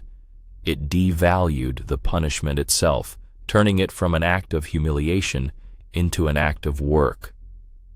"Begin," Victor stammered, at a loss, and Pavel began. He knelt down, took the toothbrush, dipped it in the bucket and began to scrub the floor, square by square, methodically, concentrated, without haste or anger. He wasn't scrubbing the floor. He was carrying out a task, like at the shooting range, like in tactical exercises, like digging trenches. There was no humiliation in his movements. There was work. The barracks was silent. All that could be heard was the measured, scraping sound of the brush against the painted boards and Pavel's quiet breathing. The old-timers, who had propped themselves up on their elbows, slowly lowered themselves back onto their pillows. The rookies standing behind Skull shifted uncomfortably from foot to foot. The spectacle had failed. The victim had refused to play his role. He had turned the tragedy of humiliation into a farce of absurdity. Skull stood over him, arms crossed. His face, usually confident and insolent, now expressed complete bewilderment. He had wanted to break the general's son, but instead had encountered something incomprehensible. A soldier. Not a new guy, not a greenhorn, but just a soldier carrying out an order. Any order, even the most idiotic. 10 minutes passed, maybe 15. Pavel had already scrubbed a couple of square meters around his bunk. He worked silently, not raising his head. "Enough," Skull said hoarsely. Pavel stopped and raised his eyes to him. There was no gratitude in them, just a calm, expectant question. "I said, enough," Victor barked, louder now, with a hint of breaking hysteria. "Stand up." Pavel slowly stood up. His knees were wet and dirty. "Go wash up, and go to sleep." Skull spat out, and turning around, quickly headed for the exit. His entourage hurried after him. Pavel Zhukov calmly picked up his clothes, walked past my bunk towards the washroom. The barracks stirred again, whispered. But this was a different whisper. Not anticipating, but surprised and respectful. Tonight, this quiet, new guy had passed his main exam, not for Skull, for himself, and for the entire barracks. I lay there for a while longer, staring at the ceiling, painted with white whitewash. 38 days. I thought I'd seen everything in this army, but today I saw something new. I saw how you can win by obeying. I got out of my bunk and went to the washroom. Pavel was standing at the sink, scrubbing the ingrained dirt from his knees with cold water, without soap. Silently, I went to my shelf where I kept my shaving supplies. I took out a new bar of strawberry soap, still in its wrapper, that my mother had sent me. I was saving it for my discharge. The smell of home. Silently, I placed the soap on the edge of the sink next to him. He raised his eyes to me. In the dim light of the bulb, I saw a wet streak on his cheek, but he wasn't crying. A drop of water had simply dripped from his wet hair. "Concrete is stronger than bone, Zhukov," I said quietly, repeating my favorite saying. "Even water wears away stone. The key is knowing where to drip." He nodded. He didn't say thank you. There was no need. He simply took the soap, unwrapped it, and a sweet, almost unreal scent of strawberries drifted across the wash basin in this world of chlorine and tarpaulin boots, the scent of another civilian life. At that moment, I understood that this guy wouldn't just become a general. He would become a true soldier. And that, as they say in the construction battalion, is tougher than any general's rank. The army won't break him. It will temper him. Like steel. Dmitry Egorov, whom the entire company knew exclusively as Starry, old man, meticulously scraped the tip of his bayonet knife across a 7.62 caliber bullet casing. He sat on his bunk, the lower one, right by the window, preparing another element for his demobilization album. The casing was to become a frame for a tiny photograph of Alenka, cut from a larger picture. The metal resisted, but Starry had more time than the rest of the barracks combined. 100 days until the order had long since clattered down the tracks, and now his personal calendar was measured not in days, but rather in the number of cigarettes smoked and collar linings sewn. He wasn't living anymore, but marking time, finishing his service. His movements were slow, almost ritualistic. There he blows away the copper shavings. There he holds the casing up to the light, squinting. The whole world had narrowed down to this small, warm-to-the-touch piece of metal. Everything else was fuss and bother. The scurrying of first-year soldiers, The frightened glances of new recruits, the sonorous roar of the warrant officer from the supply room, it was all irrelevant to him now. It was the noise of someone else's life, the soundtrack to a movie he had already watched to the end, and was now simply waiting for the lights to come on. "Hey, Einstein!" boomed Viktor Semenov's voice throughout the barracks. Stary didn't even raise his head. He knew that tone.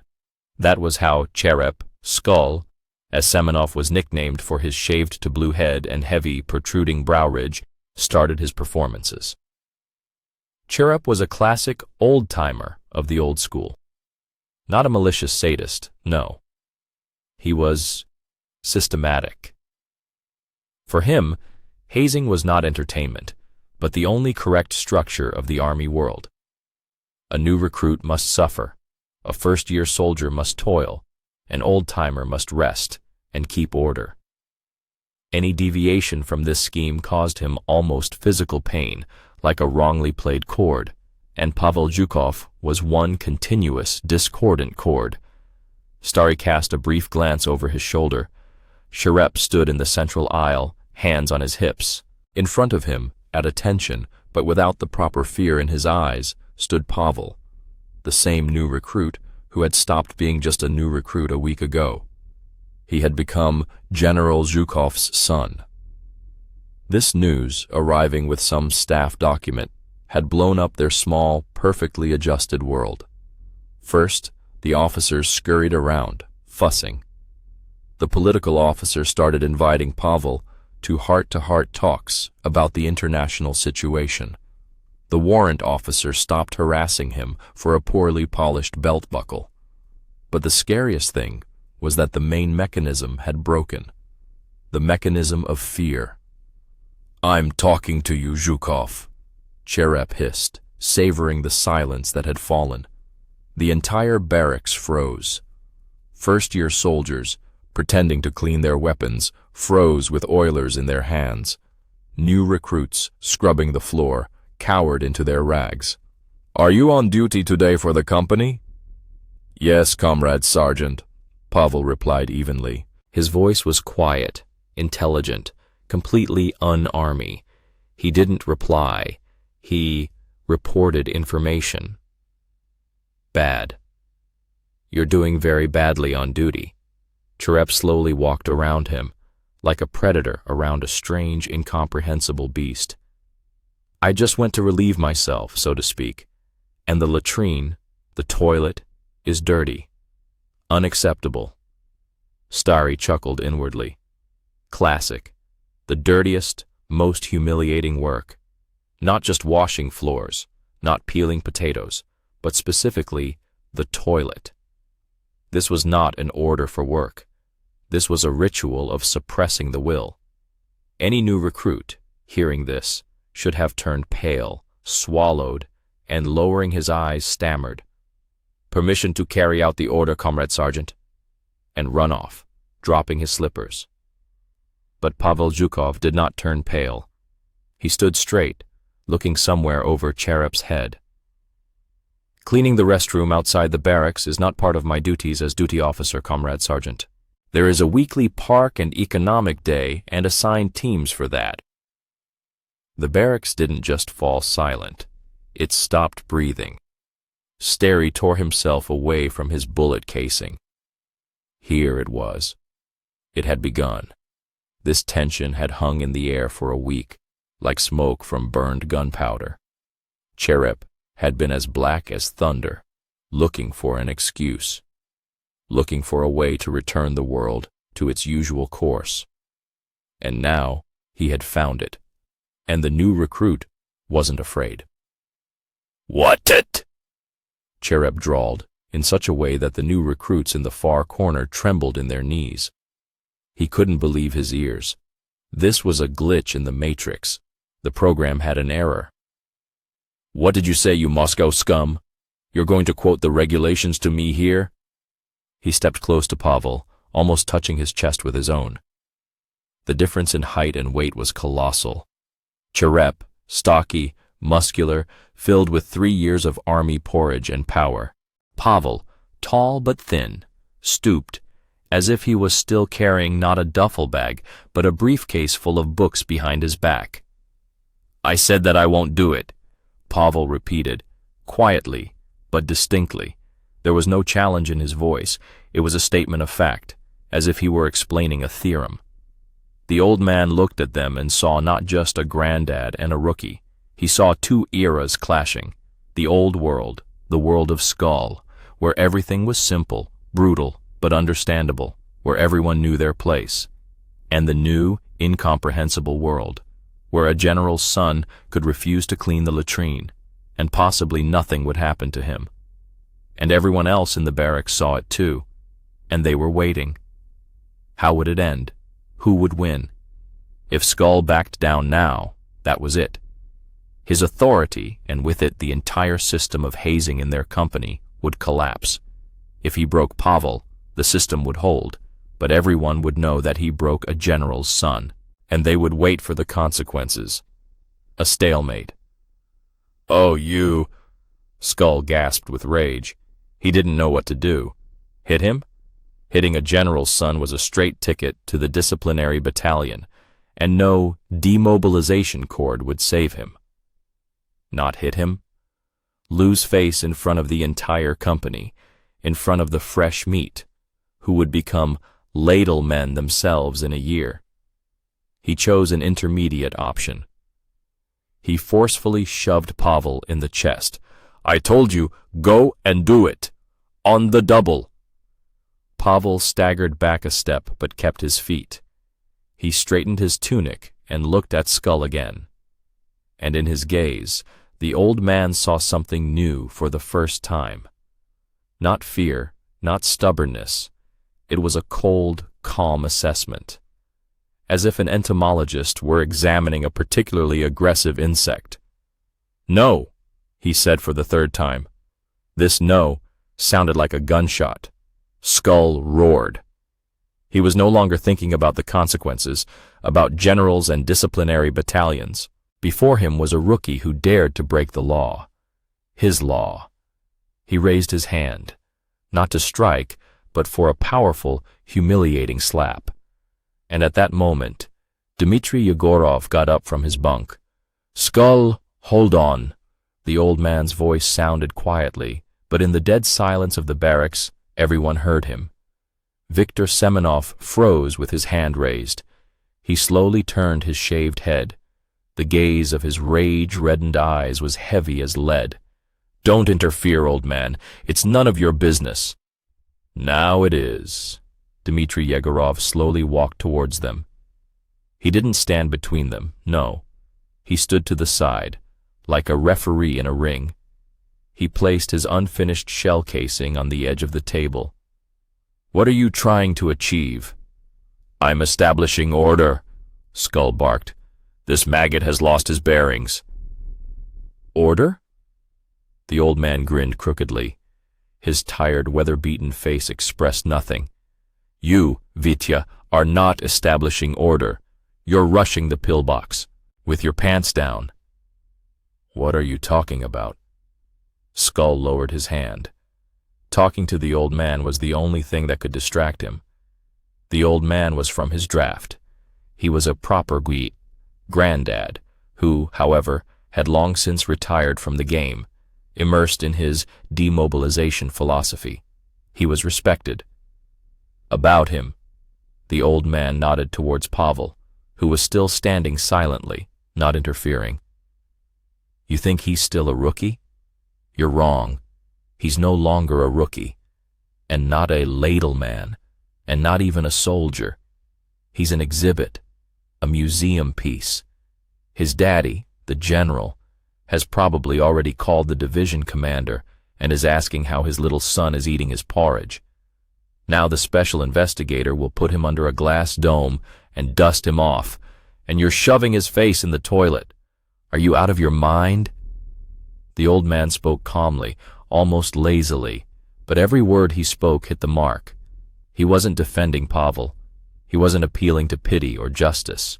He was speaking to Skull in the only language he understood, the language of profit and consequences. "Touch him now." the old man continued, lowering his voice to a conspiratorial whisper. And tomorrow, all our hazing, all our order, together with you personally, will go not to the guardhouse. You can relax in the guardhouse. You'll go to the disciplinary battalion, or even further, for unauthorized relationships with the son of a decorated military leader during a period of heightened international tension. The political officer will come up with a wording for you that will make you drool. Do you need that? 3 months before you go home? Skull was silent. The rage on his face was replaced by heavy thoughtfulness. He was looking at Pavel differently now, not as a subordinate, but as a problem, as a mine that had been placed in their cozy, well-ordered barracks. "So what should I do?" he asked hoarsely, addressing not the company, but the old man personally. "Swallow it? Let him walk all over me? Then tomorrow every rookie will shove the regulations in my face." "Do nothing," the old man shrugged. "Forget about him. He no longer exists for you. Let the officers deal with him. Let them wash the floors for him, for all I care. That's their headache. Our job is to serve quietly and go home. And he's just furniture. Expensive general's furniture. Wipe off the dust and don't touch it. You'll be safer." He paused, looked around the frozen company, and finished, addressing everyone. "Is that clear to everyone? Private Zhukov is invisible, a ghost. You don't see him, you don't hear him, and you have nothing to do with him. All questions for him are to be directed through Comrade Lieutenant. End of story." Skull stood for another moment, shifting his gaze from the old man's inscrutable face to Pavel's calm face. Then he spat angrily on the floor. "Fine," he threw through his teeth. "You vouched for him, old man. See that it doesn't backfire on you." He turned around and, shoving past the frozen soldiers, went to his corner, to his bunk. The performance was over. Curtain. The barracks slowly stirred to life. Cloth rustled, cots creaked, someone coughed. The tension had broken, but the air remained thick and heavy. Everything had changed. The old order had finally collapsed, and it wasn't the general's son who'd done it, but Starry, the almost discharged soldier who, theoretically, shouldn't have given a damn about anything anymore. Pavel Zhukov approached Dmitri's bunk. "Thank you," he said quietly. Starry picked up his shell casing from the table and resumed polishing it. He didn't even look at Pavel. "Get out of here," he said flatly, without anger. "Did you hear me? You're a ghost, and I don't talk to ghosts." Pavel hesitated for a second, then nodded to himself and silently went back to his place. Dmitri Egorov stared at the shiny copper surface of the shell casing. He wasn't happy about his victory.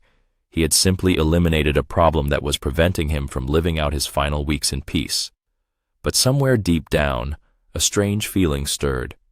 He looked at Pavel's hands, long, slender fingers of a pianist or scholar, and then at his own, calloused, scarred, and rough.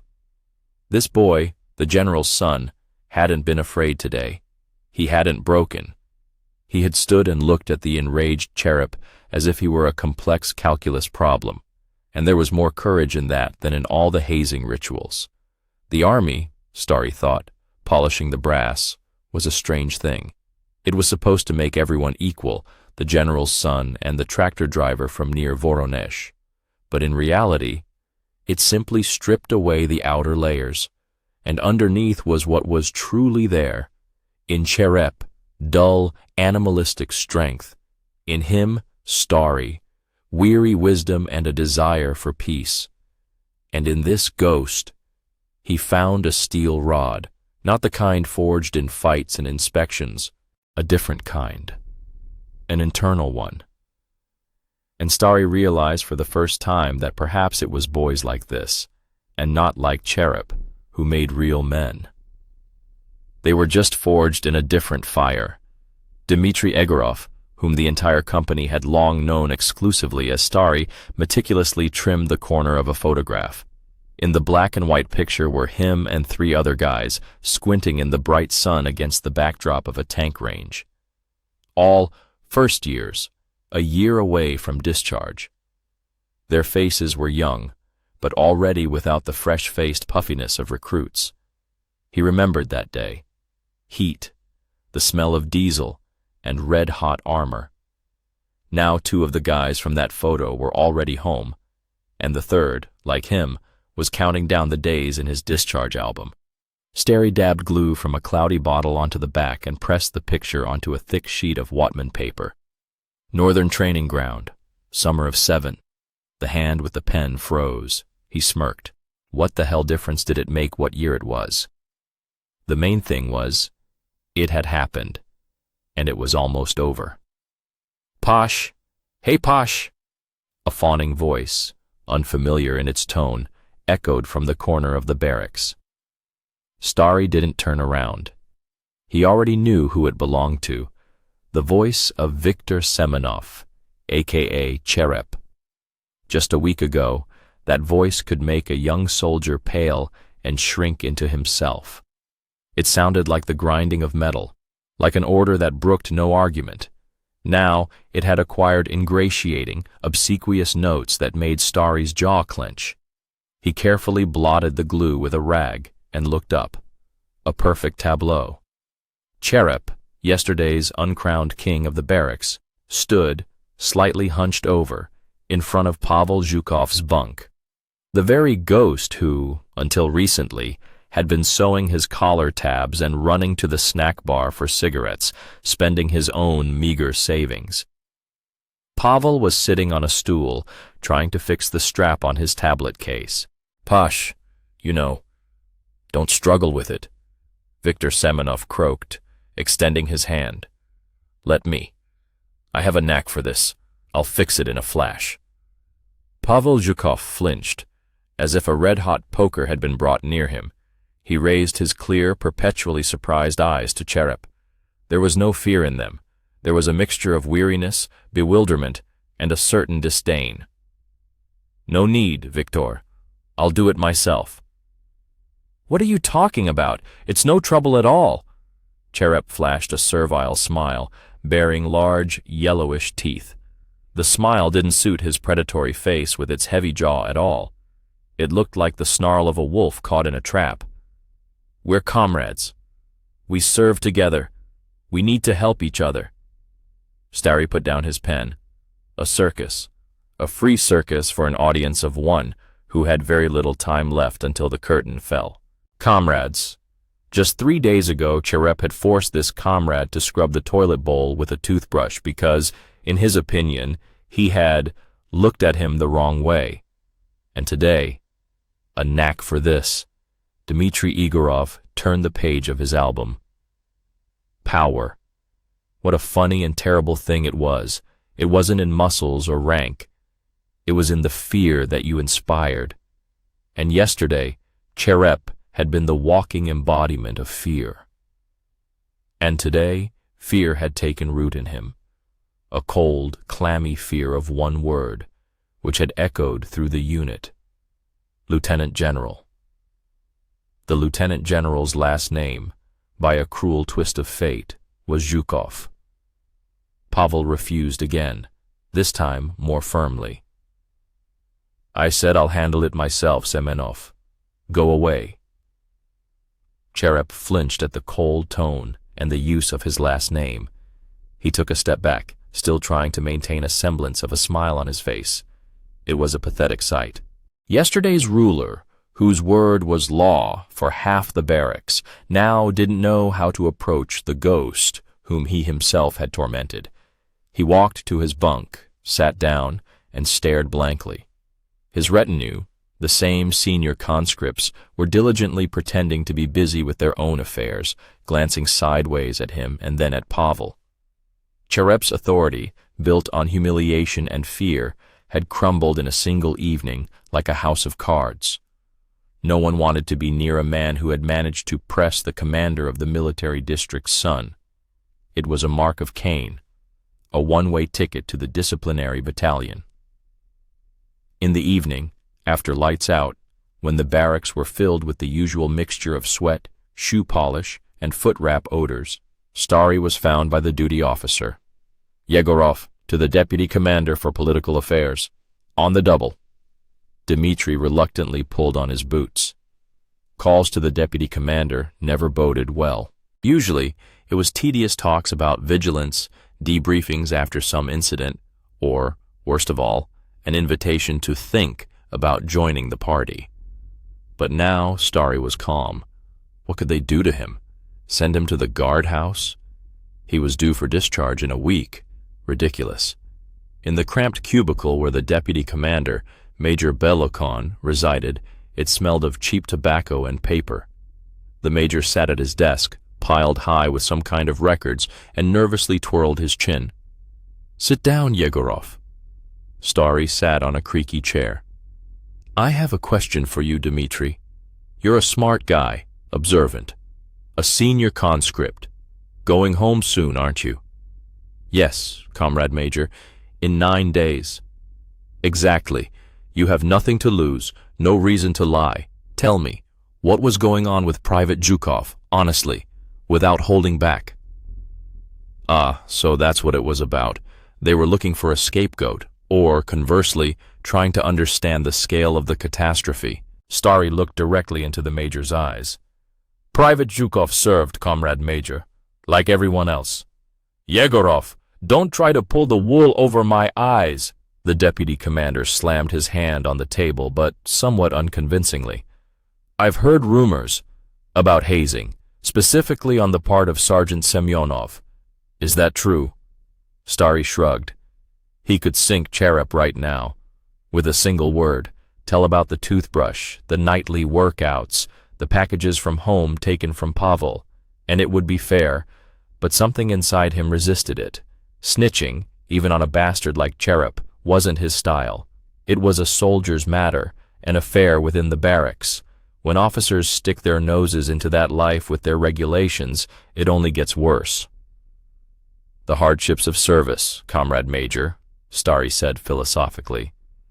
"Everyone goes through them, some easier, some harder. Private Zhukov is no exception. Service in the construction battalion is no bed of roses. You know that." The deputy commander peered into his face, trying to read something more there. "So you're saying that Semyonov didn't touch him?" "I'm saying that Private Zhukov served on par with everyone else, and what he and Sergeant Semyonov had between them were personal squabbles. Young, hot-headed, things happen, but it didn't come to blows." It was a half-truth, which in these circumstances was more saving than any truth. Starry knew that Cherep hadn't physically beaten Pavel. He had broken him morally, which was far more sophisticated, but for the deputy commander, the main thing was the absence of bruises and fractures. The major rubbed his forehead wearily. He understood that he wouldn't get anything out of Starry. "All right, Yegorov, go, and keep an eye on Zhukov. You're an experienced man, so there are no incidents. Understood?" "Yes, sir." "Keep an eye on him." Now he, a soon-to-be discharged soldier, who didn't give a damn about anything or anyone, was drawn into this comedy, guarding the general's son from excessive attention. Starry left the cubicle and smirked into the darkness of the corridor. The absurdity was intensifying. He found Pavel in the drawing room. He was sitting on a bench among the hanging foot wraps, which emitted a sour, penetrating smell, and staring at the wall. It was quiet here, and a single light bulb burned dimly under the ceiling. The perfect place for a heart-to-heart.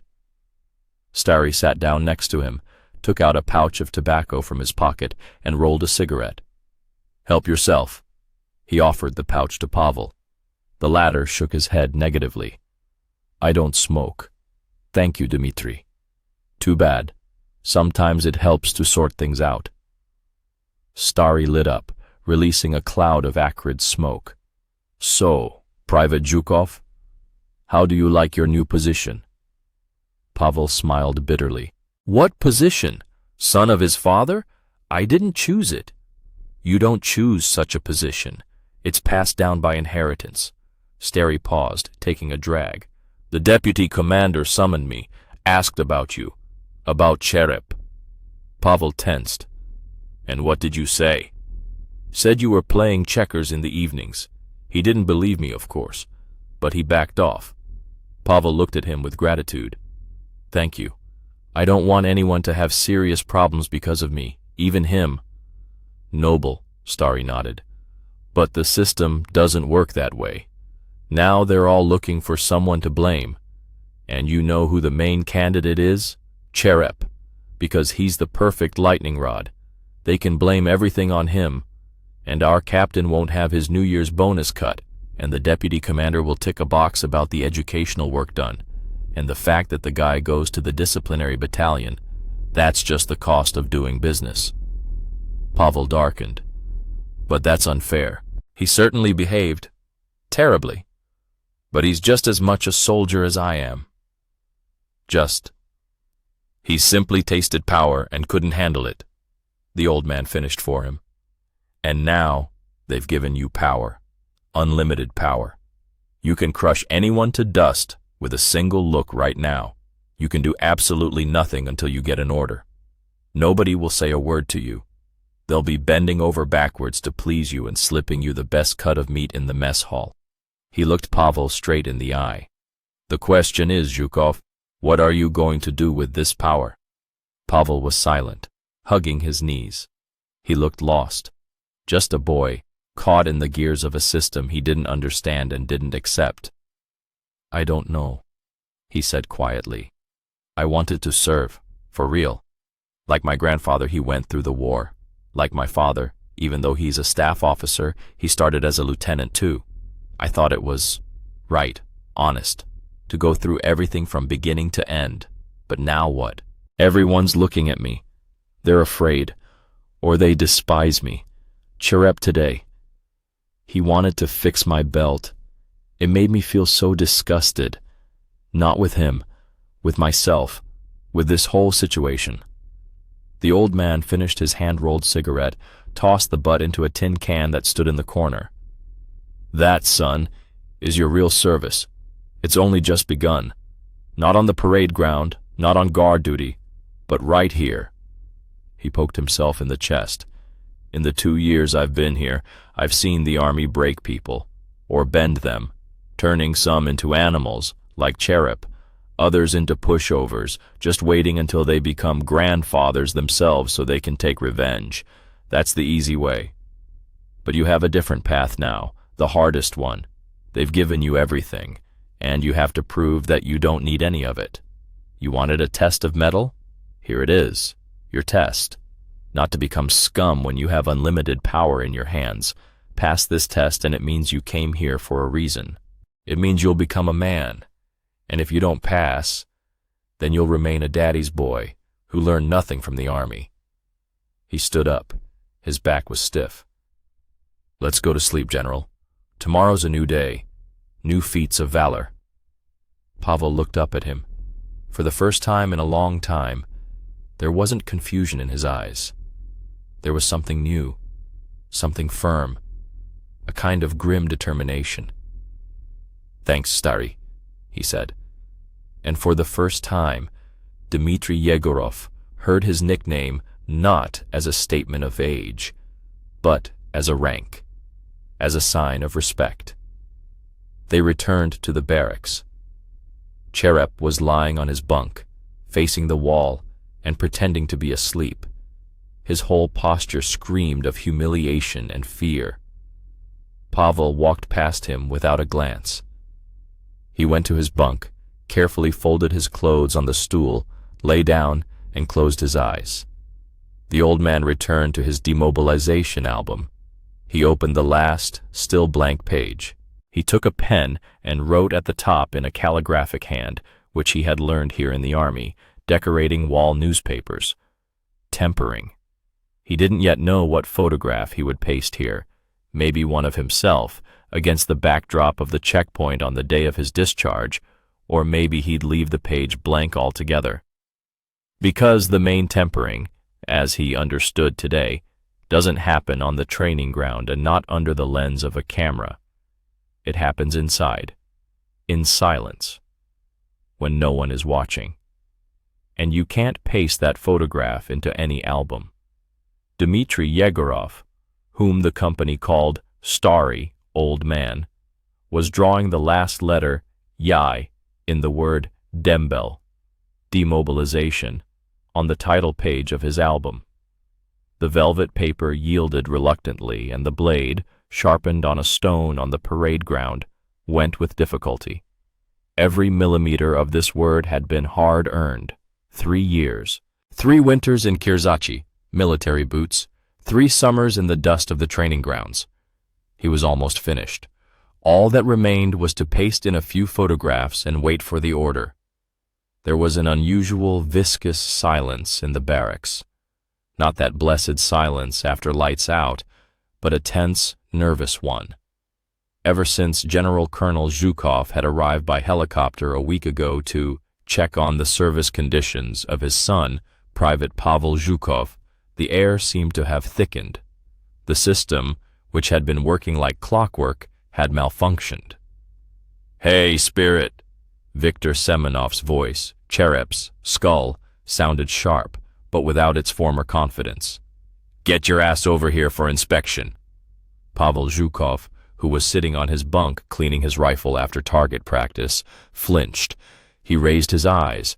There was neither fear nor ingratiation in them, only fatigue and something like anguish. The whole company froze. The Cherpaki, second-year soldiers, sitting at the table and telling stories, fell silent.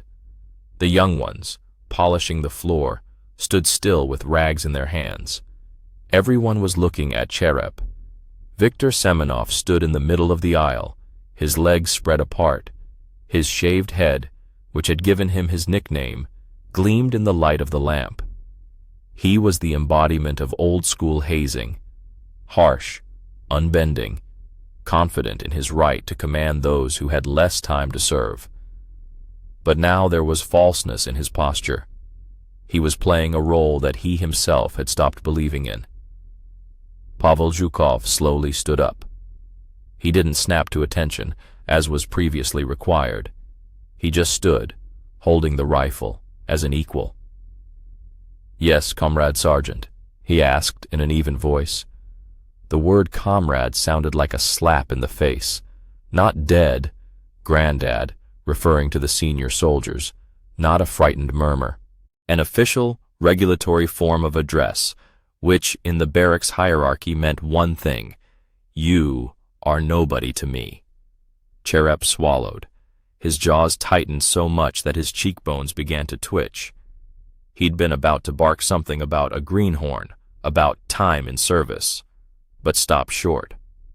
Behind Pavel, his general father stood as an invisible shadow. Any shout at this ghost could now mean the brig for Cherep himself. The deputy political officer had had such a talk with the old-timers that some were still shaking in their boots. Any manifestation of non-regulation relations towards Private Zhukov will be considered as undermining the combat readiness of the unit, with all the ensuing consequences. Everyone understood. "Nothing," Viktor Semenov forced out. "Just clean. Make it shine." He turned and headed for his corner, the supply room where the old-timers held court. The company breathed a collective sigh of relief. Starry shook his head and returned to his album. Absurd. A theater of the absurd. The entire system, built on fear and unwritten laws, had crumbled because of one person. An army that broke and remade thousands had stumbled over a general's son. Before, Pavel Zhukov had been an ordinary ghost, a clumsy, intellectual kid from Moscow who didn't know how to wrap foot wraps properly and dropped his spoon in the mess hall. He was hazed, like everyone else. Cherep was especially zealous, finding the perfect target in this city boy. Pavel endured. He gritted his teeth, wore his feet raw, but he endured. He wanted to serve like everyone else, to earn respect, not inherit it. And then the helicopter arrived. Now Pavel was worse than a ghost. He had become untouchable. A leper. People were afraid to talk to him. The old-timers ignored him. The half-yearers steered clear, and his own draft watched him with envy and trepidation. He was in a vacuum, alone in a barracks with 120 men. Dmitry Igorov saw the guy suffering. He tried to do the dirty work himself, clean toilets, haul coal for the boiler room, but the duty officer or some passing officer would stop him immediately. "Private Zhukov, not your concern. Get to your political training." In the evening, in the smoking room, Stary ran into Cherep. He was nervously puffing on a prima, staring into the darkness. His face, usually impenetrable, was contorted with anger and helplessness. "Happy now, Stary?" he hissed. "Like this circus?"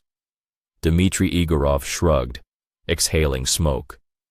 17 days until demobilization. He didn't care anymore. He was a spectator in the back row. "Why shouldn't I be happy, Vitya? My service is almost over. It's you who has to hang around with His Highness. You wanted this yourself. You wanted absolute power? Well, you got a system where your power is zero, less than this ghost's." "He's not a ghost," Cherep snapped. I don't know what he is. A phantom. He walks around, and everyone shies away. Before, there was order, respect. And now what? And now there's regulations, Vitya. The very regulations you like to wipe your ass with when you were hazing the new guys. Turns out they work the other way too. Ironic, isn't it? Viktor Semenov spat angrily and stubbed out his cigarette against the wall. "You're philosophizing, Stary. It's easy for you. I spent 2.5 years building up my authority here, just so some snot-nosed kid can erase it all with one call to Daddy." "He didn't call," Dmitry replied calmly. "It's not him. It's the system that malfunctioned. You built your power on fear, and now a stronger fear came along. A general's, that's all." He left Cherep alone with his thoughts and went into the barracks. Pavel Zhukov was sitting on a stool by the window, looking at the parade ground bathed in the light of the spotlights. Lonely. Alien. Stary went over and sat down next to him. "Tough?" he asked quietly. Pavel flinched, but seeing Stary, he relaxed a little. He wasn't afraid of the D-mob. The D-mobs were almost civilians. They lived by their own rules. "I didn't ask for this, Comrade Sergeant." Pavel's voice was hoarse. "I swear. My father decided to come on his own. I wrote to him that everything was fine, that I was serving like everyone else." "I know," Dmitry nodded. "I saw. You tried, more than some." "And now," Pavel waved his hand towards the barracks, where the half-yearers were playing cards, and the old-timers were holed up in the supply room. "Now it's like I'm not even here. They hate me. Cherep, that is Sergeant Semenov, he looks at me like I took his life away." "You didn't take his life away. You took away his illusion of power," Stary said. "That's worse for him. He thought he was king and god here, and it turned out there are gods even higher up. He doesn't hate you. He hates his own powerlessness." They were silent. A night patrol passed by on the parade ground below. "You know," Pavel said suddenly, "when I joined the army, I thought it would be character building, that I would become a man, learn everything. But what's the result? I came here as a general's son, and I'll leave here as a general's son. Only now it's a brand burning on my forehead. I can't even wrap my own foot wraps now. The orderly jumps up, practically helping me." Dmitry Igorov looked at this guy. He genuinely felt sorry for him. The army was supposed to make a man out of him. Instead, it was turning him into a hothouse flower in army boots. He was being deprived of the most important thing, the right to walk this path himself, on his own 2 feet, with his own mistakes, with his own pain. "Character building comes in different forms, Zhukov," Stary said after a long pause. "Some are hardened by construction battalions and freezing temperatures. Some face a solitude like that, You're alone against everyone, and no one will help you. Not the grandfather, not the political officer, not even your general father. If you can stand it, if you don't break, if you don't become embittered, it will be tougher than what Skull went through. Believe me." He stood up. "Go to sleep. Tomorrow is a new day. Maybe you'll figure out how to fix this broken toy." The old man returned to his bunk and opened the album again. He looked at the word demobilization, etched out with a blade. For him, it was a word of liberation. But for Pavel Zhukov, it seemed, the entire service had become a prison from which there was no escape. He took out a small photograph where their draft, still green rookies, stood embracing after their first bathhouse visit. Dirty, skinny, happy. He found himself in the photo, and Skull too. Then just Vitya Semyonov, the same bewildered youth. They were together. They were part of something. Pavel Zhukov was deprived of even that. His brotherhood was imaginary. His collective was a fiction. Dmitry Egorov carefully glued the photo onto the page. He suddenly realized that the army had hardened both Viktor Semyonov and himself. But it had hardened them wrong, making one cruel and the other cynical. But Pavel Zhukov could have been hardened correctly, teaching him to be part of a whole, not the center of the universe. But the system, frightened by the general's stars, had itself deprived him of that chance. The old man closed the album. 17 days. He would count them down and leave. And this theater of the absurd would remain here. And the main actor in it would be not the powerful grandfather, nor the downtrodden spirit, but the lonely general's son, who wasn't allowed to become a simple soldier. Chapter 9. "So, artist, when's the opening?" The voice of Praporshchik Melnik, the head of the Puyol depot, startled Dmitry Egorov out of his reverie. Dmitry, known throughout the company as the Old Man, slowly raised his head. He was sitting in the half-empty Lenin room, hunched over his treasure, his demobilization album. A velvet cover, the letters DMB 79 embossed in gold.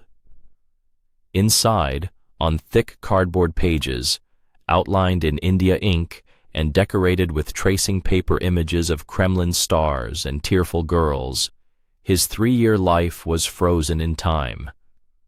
Here he was, a skinny spirit, out in the potato fields. Here's a ladle with a rifle at the shooting range. And here he is, already a grandfather, with a cynical smirk against the backdrop of the unit's unfurled banner. It remained only to glue in the last photo and draw the demobilization train carrying him to civilian life. The 100 days until the order had long since vanished into the past. The days were melting away like sugar cubes in hot tea. "Just putting on the finishing touches, Comrade Praporshchik," the old man said, slowly putting down a jar of PVA glue. "Arranging the composition, capturing eternity." The Praporshchik chuckled, walked around the table, and peeked into the album. "Art, damn it all. Raphael. Aren't you going to draw our Zhukov? How he's hugging his general father on the parade ground? Now that would be a story for Red Star. Son and father, defenders of the motherland." The old man gave a crooked smile. He didn't answer. The entire unit had been turned upside down for the 3rd day running, and the buzz hadn't subsided. It had only changed its tone, from panicked whispers to obsequious murmuring.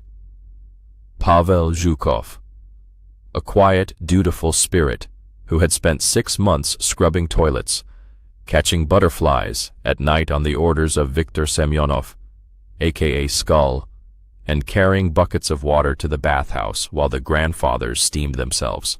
That same Pavel Zhukov, who had never complained and had endured everything with some kind of donkey-like stubbornness, turned out to be the son of General Colonel Zhukov, the commander of the district. The explosion happened suddenly, a scheduled inspection from the district headquarters. Usually, it was just a flurry of activity, painting the grass and whitewashing the curbs, but this time the commander himself arrived with the commission. And when, on the parade ground during the general formation, the general, walking along the ranks, stopped in front of the second platoon, looked into the face of Private Zhukov, pale as a sheet, and asked quietly, but loud enough for even the back rows to hear, "Well, how's the service, son?" The world and their particular motorized rifle company cracked and shattered into pieces. Now, they were desperately trying to piece that world back together. The political officer was running around with bulging eyes, the company commander was stuttering, and the special officer had been interrogating the old man's draft of grandfathers for the third day. But the main ghost of the barracks became Viktor Semyonov. Skull, who just a week ago had been king and god to the young, master of the night barracks, the arbiter of fates, had turned into a shadow. He had lost 10 kilograms. His shaved head, which had given him his nickname, seemed to have shriveled up and was covered in sweat. He had stopped going to the mess hall with everyone else, making do with bread and sugar in the supply room. He shied away from every officer, and at the sight of Pavel Zhukov, he literally pressed himself against the wall, becoming smaller and less noticeable. His authority, built on fists and humiliation, had burst like a soap bubble. The grandfathers of his draft, who had recently been his entourage, now looked at him with poorly concealed gloating and fear. He had become toxic, a leper. Contact with him could cost someone a leave, or even the disciplinary battalion. The old man closed the album. The nostalgic mood had evaporated. In this new upside-down world, his about-to-be-discharged detachment gave him a unique advantage. He was simply an observer. He no longer needed anything from this army, and the army, in turn, could no longer do anything to him. He left the Lenin room and went to the barracks. The barracks were buzzing like a disturbed hive, but the buzzing was different. Before, it was a steady, familiar hum of hundreds of bodies living according to regulations and unwritten rules. Now, there were nervous, hysterical undertones in it. Pavel Zhukov was sitting on his bunk, now in the first row by the window, where he had been hastily moved from the farthest and darkest corner. His bed was perfectly made, and a vase with some wildflowers stood on his nightstand, no doubt the duty orderly's handiwork. Pavel himself was polishing his boots. He was doing it carefully, methodically, as always. But something about him had changed. His back was straighter, his movements more confident. The look he occasionally cast around was no longer the hunted look of a newbie. Something new had appeared in it. The cold curiosity of a researcher studying the habits of strange insects. A sergeant from the 3rd platoon approached him. "Zhukov, maybe that's enough? Go get some rest. You don't have duty today, or tomorrow either. The commander ordered it." Pavel slowly raised his head. "I have duty scheduled, Comrade Sergeant. Duty officer for the company." "I said you don't have to." Panic flashed in the sergeant's voice. Go to the library or the Lenin room. Review the political education materials." Pavel silently lowered his eyes and began to polish the boot shaft even more diligently with the brush. He didn't say a word, but his silence was louder than any scream. He refused to play this new game. He wanted to remain Private Zhukov, not a living monument to a general's son.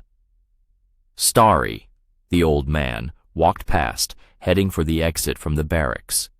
In the smoking room, reeking of cheap Prima tobacco and dampness, he found the person he was looking for. Viktor Semyonov, Cherep, Skull, was squatting in the farthest corner, leaning his back against the peeling brick wall. He was smoking, inhaling deeply, and staring at a single spot on the dirty concrete floor. His usually cocky face with its heavy jaw now looked pathetic and gaunt. Starry squatted down next to him, took out his Bellamore, kneaded the cigarette, and lit it from a match. They were silent for a few minutes. The smoke mixed, creating a dense, bluish-gray cloud. "Bit off more than you could chew, hotshot?" Starry finally asked quietly, without looking at him. Cherub flinched as if he had been hit. He slowly turned his head. Primal fear was in his eyes. "Starry, what's going to happen now?" His voice was hoarse and broken. It wasn't the voice of Grandfather Semenov. It was the babble of a frightened kid. "And what do you want to happen?" Dmitri asked philosophically. "You spent 6 months shaking the soul out of that kid. Did you think he'd forget that? Now he can snap his fingers. And you'll be going not to your native Voronezh, but much further north. And not by train, but in a Stolypin car. Prison car of a train." "I didn't know," Cherub almost howled. "He kept quiet, acted like everyone else. He washed, he cleaned. If he had even hinted, even said a word, I wouldn't have touched him. I would have made his bed for him myself." Starry smiled bitterly and exhaled a stream of smoke. "That's the whole point, Vitya. That you didn't know. You bullied him not because he was Zhukov, but because he was a newbie, because you could, because you liked feeling like the boss. And it turns out he's not just a newbie. He's a litmus test, a test for lice, and you failed it." Cherub dropped his head to his knees. His shoulders shook. "The special investigator grilled me for 3 hours, asked about every night, about the plywood, about the elephants, about everything. He wrote it all down, Starry, everything. He says there's an article, abuse of power, up to 5 years. "They can," Dmitri confirmed indifferently. "The deputy commander for political affairs needs to cover his ass. The company commander, too. They need a scapegoat. And you have it written on your forehead, 'Here I am, the perfect candidate.'" "What should I do, Starry?" Cherub raised his face, full of despair to him. You're smart. You're going home soon. You don't give a damn about anything. Advise me. Maybe I should go to him? Grovel at his feet? Beg for forgiveness?" Starry looked at him for a long time. At this guy who just a week ago seemed to him like a stupid and cruel piece of meat, and now was just a terrified fool who had fallen into a pit he had dug himself. "It's too late, Vitya. Too late to grovel at his feet. If you had done it a month ago when he was lying in the infirmary with a temperature of 40 after your training, maybe it would have helped. But now it will look like you're not asking for forgiveness, but saving your own skin. He's not stupid. He'll understand." "So, is that it? The end?" Semenov whispered. Starry stubbed out the cigarette against the wall. "I don't know. Maybe it is the end. Or maybe—" He paused, choosing his words. "Maybe you should just stop being a shadow. Walk like you walked before. Do what you're supposed to do. Don't hide. Accept it as a given.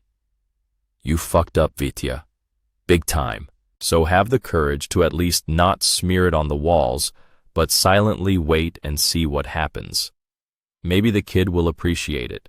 He doesn't seem to hold grudges. He just wanted to serve his time like everyone else." Dmitri got up and walked away, leaving Cherub alone in his personal hell. In the evening, after lights out, when the barracks sank into a heavy, nervous doze, Starry lay on his bunk and listened. He always listened to the night. Before, the night had belonged to Cherub. Squeaky whispers, soft blows, muffled groans, the creaking of bunks. The freshmen were flying, doing push-ups, pumping up the old-timers. Tonight, the night was dead. The silence pressed down. It was unnatural. Everyone was afraid to say an extra word, to turn the wrong way. Everyone was waiting for the climax, and it came. About an hour after lights out, Starry heard a quiet creak. He opened one eye. In the moonlight streaming in from the window, he saw the silhouette of Pavel Zhukov. He got out of his bunk, tiptoed along the central aisle, past the duty officer, who pretended to be asleep on his bedside table, and stopped at Cherep's bed. The barracks froze. It seemed all 120 men had stopped breathing. Everyone was waiting. It was about to begin. Now the freshman would become an old-timer. Now he would wake Semenov and make him clean the toilet with a toothbrush. Or just hit him. He had every right to. Not according to regulations, but according to the new, unspoken law of this barracks. Pavel stood over the sleeping, or pretending to be sleeping, Cherep for a minute.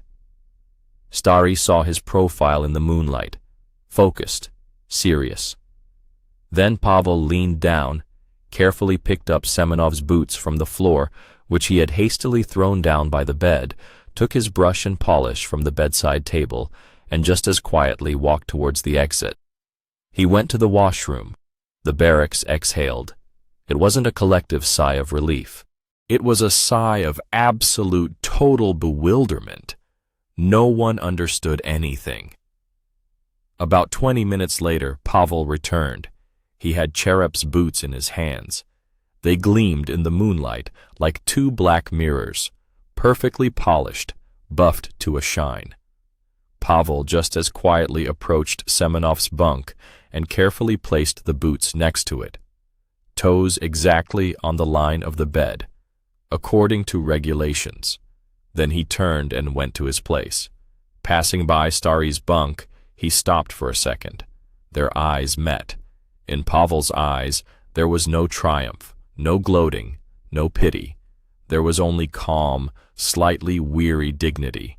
He nodded almost imperceptibly to Dmitri and walked on. Stary closed his eyes.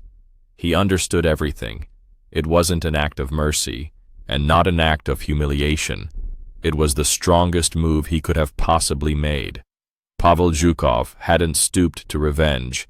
He hadn't used his father's power. He had simply shown everyone, and first and foremost Cherep, that he was a soldier. And a soldier helps a comrade, even if that comrade is his tormentor from yesterday. He didn't break the Dedovshchina system. He simply stepped out of it, showing that it had no effect on him.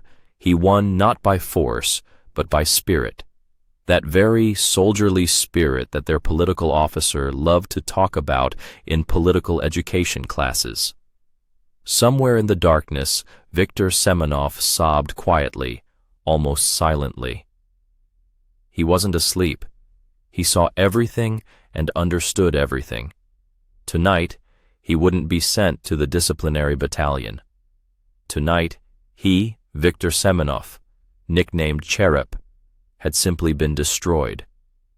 It was done quietly, without a single blow, with a pair of boots polished to a shine. And Dmitri Egorov, Stary, thought that one more page was missing from his demobilization album, without a photograph, just with one inscription: "The army is a place where a general's son can teach an old-timer to be human." But he wouldn't add it. Such things aren't drawn in India ink. Such things are simply taken away with you, forever. "One last stitch," Dmitri Egorov muttered, sticking a thick needle with a coarse thread into the velvet binding. Fingers accustomed to a shovel, a rifle, and the icy metal of a guard tower moved surprisingly deftly. The demobilization album, the main sacred object, the result of 3 years of life, uprooted and transplanted into the stony soil of the construction battalion. On the cover, DMB 79, already flaunted in gold thread.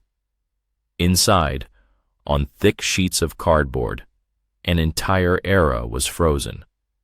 Here we are, greenhorns, shaved bald, with frightened eyes. Here's the first duty in the mess hall, cleaning a potato field with 40 pairs of hands. Here's the training ground, shooting, smoke, and the smell of gunpowder. And here, I flipped the page. A photograph taken secretly with an old Fed camera by the warrant officer for a pack of Prima. Our entire company. In the center, clenching his fists, stands Viktor Semenov, aka Cherep, his jaw a granite boulder.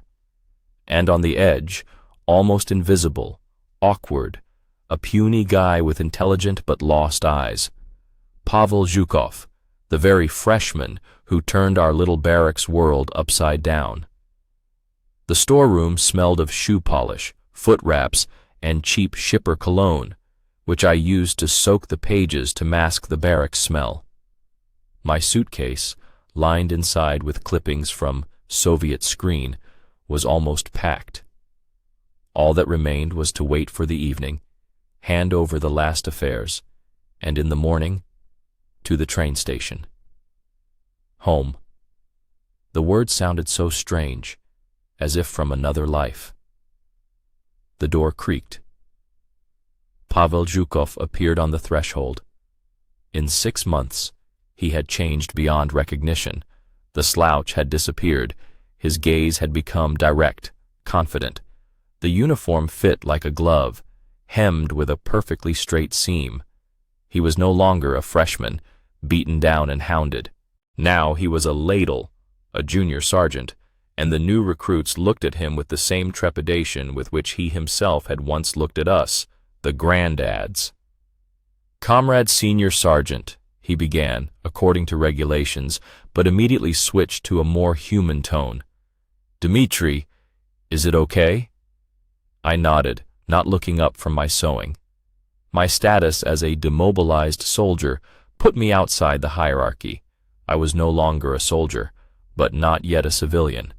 An observer, a ghost, living out his last hours within these familiar walls. "Need any help?" he asked, nodding at the album. "I can manage," I grumbled. "It's a personal matter, a D-mob farewell, the final note." He stood there hesitantly, shifting from foot to foot, an old habit he had almost broken. I wanted to talk, Dmitri Yegorov." "Go ahead, Pavel, while I'm still here." He sat down on a stool opposite me. He was silent for a long time, studying his boots, polished to a mirror shine. The very same boots that Cherep used to make him clean 10 times a night with his toothbrush. "Remember that day?" he finally asked quietly. "In the bathhouse." How could I forget? That day became a point of no return. Viktor Semenov, our Cherep, skull, decided to finally break the clever Muscovite. Hazing in our construction battalion wasn't as brutal as in other units, but Cherep was its apologist. He firmly believed in the hierarchy, in that a rookie had to suffer in order to become a soldier, and Pavel Zhukov didn't want to suffer in silence. He asked questions during political education classes, read books, argued.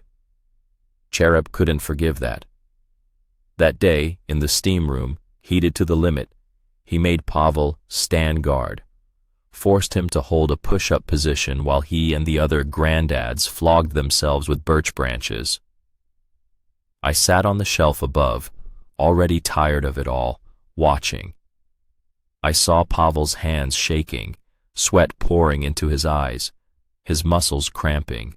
I was waiting for him to collapse, but he didn't collapse.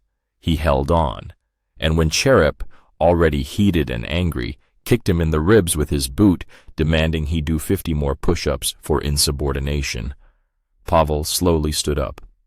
"Enough, Comrade Sergeant," he said quietly, but so that the hum in the steam room subsided.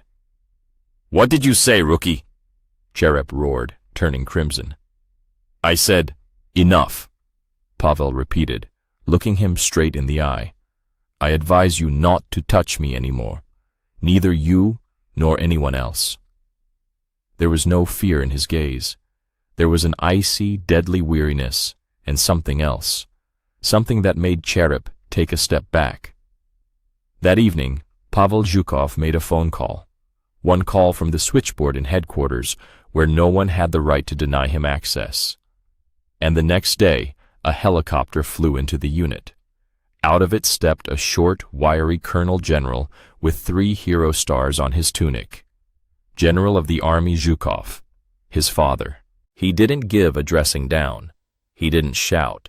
He simply walked through the unit accompanied by the division commander, looked into the barracks, the mess hall.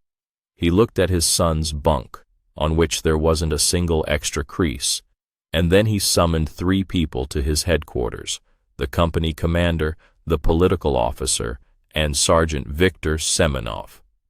"I thought you were done for then," I said, putting the album aside. "And Cherep, to the disciplinary battalion." Father was against it. Pavel shook his head. He said, "You wanted this yourself. You asked to be sent to the most ordinary unit, without calls or warnings, to become a man, not to sit under my skirt for 3 years. So become one. Deal with it yourself." And Cherep? The conversation in headquarters must have been heartfelt. Pavel smirked. It was the first time I'd seen such a harsh smirk on his face. The political officer told me later, Father didn't say a word to Cherep about the humiliation. He just sat down opposite him and asked, "Well, tell me, Sergeant Semenov, how are you making a soldier out of my son? What educational methods are you using? As the commander of the district, I am very interested in your best practices." They say Viktor Semenov lost 5 kilograms in half an hour. He came out of there as white as a sheet. He wasn't punished. He wasn't sent to the guardhouse. He was simply made to understand that his entire future life, his entire career in civilian life, his reference for entering the institute, all of that now lay on the desk of the man whose son he had been bullying for 6 months. And that man would be watching Sergeant Semenov's service very closely. Very closely. I whistled. That was worse than any disciplinary battalion. It was a sentence, postponed indefinitely. "From that day on, he didn't touch me," Pavel continued. "And he didn't let others either. But he didn't talk to me either, as if I didn't exist. And I'm grateful to him." "To him? Cherep?" I raised an eyebrow in surprise. "To him too." Pavel nodded seriously. "And to my father. And to you, Dmitri." "What for? I didn't lift a finger to protect you." "That's what I'm thanking you for. You were the only one who looked at me neither as a rookie nor as a general's son, but simply as a person. You didn't interfere, didn't protect, didn't snitch. You let me go through it myself. My father wanted the army to make a man out of me, and Cherep, without knowing it, became the best tool for that. He brought me to the point where I had to either break or fight back. I chose the latter. Thank you for the lesson. Now I know what I'm worth on my own, without the name." He stood up. Now he seemed taller and broader in the shoulders than I was. 3 years of service had burned away everything superfluous in me, leaving only fatigue and bones. In him, on the contrary, something had ignited. "Here." He held out a small cardboard box to me. "This is for you, as a memento." I opened it. Inside, resting on cotton wool, was a fine cigarette case engraved with "To Dmitry Igorov in fond memory, P. Zhukov." "Where did you get this?" I asked, surprised. "They sent it from Moscow. I asked them to. Consider it a farewell gift." "Thank you, Pavel," I said, squeezing his hand sincerely. It was firm and calloused, a soldier's hand. "Serve well. You'll do fine." "I'll try, Comrade Senior Sergeant." He turned and marched out of the equipment room with a precise, military step. I watched him go. Yes, that kid would amount to something. The army, like acid, had etched away all the superficial layers, leaving pure metal, tempered steel. That's just how it works. Evening. I handed over all my duties, said goodbye to the company. The fresh recruits looked on with envy, the yearlings with respect, my peers, the old-timers who still had 6 months of service left, with bleak despair. I walked through the barracks, the same smell, the same bunk beds, everything in its place. The world hadn't collapsed with my departure. The last stop was the checkpoint, to get my discharge pass to leave the base. A car was waiting for me beyond the gates to take me to the train station. In the dim light of the lamp in the guardhouse window, I saw a familiar face. Viktor Semenov. Skull. They'd put him here. Not the most prestigious posting, especially for an old-timer. Always in plain sight of the officers, no freelancing allowed. I silently handed him my documents. He took them without looking at me. He flipped through them slowly, deliberately taking his time, looking for something to find fault with. He didn't find anything. "Everything's in order, Comrade Senior Sergeant," he drawled, returning the papers. There wasn't a trace of respect in his voice, only a grinding of teeth. "Serve well, Skull," I said quietly, taking the discharge pass. He raised his eyes to mine. Powerless rage swam in them. "Have a good trip, Igorov," he threw out. "Don't get lost in civilian life. There aren't any general's sons there, no one to protect you." I smirked. He still didn't get it. He still thought I was in cahoots with Pavel, that I was protecting him. He couldn't conceive of the idea that he'd lost not to a general, but to an ordinary newbie, whom he himself had forged. "And you be careful, Viktor Semenov," I replied just as quietly, leaning toward the window. "Civilians live there too. Different kinds. And sometimes it's better not to know whose son someone is. You'll sleep more soundly. Good luck with your service. It looks like it's going to be long and very instructive for you." I turned and walked towards the gates. I didn't look back, but I felt his gaze on my back, heavy, full of hatred. He remained in his little world, where strength was measured by length of service, and power gave the right to humiliate. And I was leaving. The soldier at the gate saluted me. I nodded in response. One step, another, the creak of the gate behind me. And that was it. I stopped on the road, inhaled the frosty night air, smelling of snow and freedom. I took out the cigarette case Pavel had given me from my pocket. I opened it. Inside was a neatly folded note. I unfolded it in the moonlight. "The main lesson I learned, Dmitri. It doesn't matter who your father is. What matters is what kind of son you are. Thank you for helping me understand that. PZR." I looked back at the lights of the base. Somewhere there, on the parade ground, tomorrow morning, Junior Sergeant Pavel Zhukov would be driving the young greenhorns, making them do push-ups and run cross-country. But I was sure he would never make anyone clean his boots with a toothbrush. He would make them soldiers, not slaves. He had gone through the school to the end and passed the final exam. I put the note back in the cigarette case. I took out a cigarette, lit it. Ahead lay the road home, a whole life, and behind me were 3 years that had turned a general's son into a man, Viktor Semenov, into an eternal sergeant with a ruined record, and me, Dmitri Igorov, into a philosopher with a discharge album under my arm. To each their own. That's Army justice.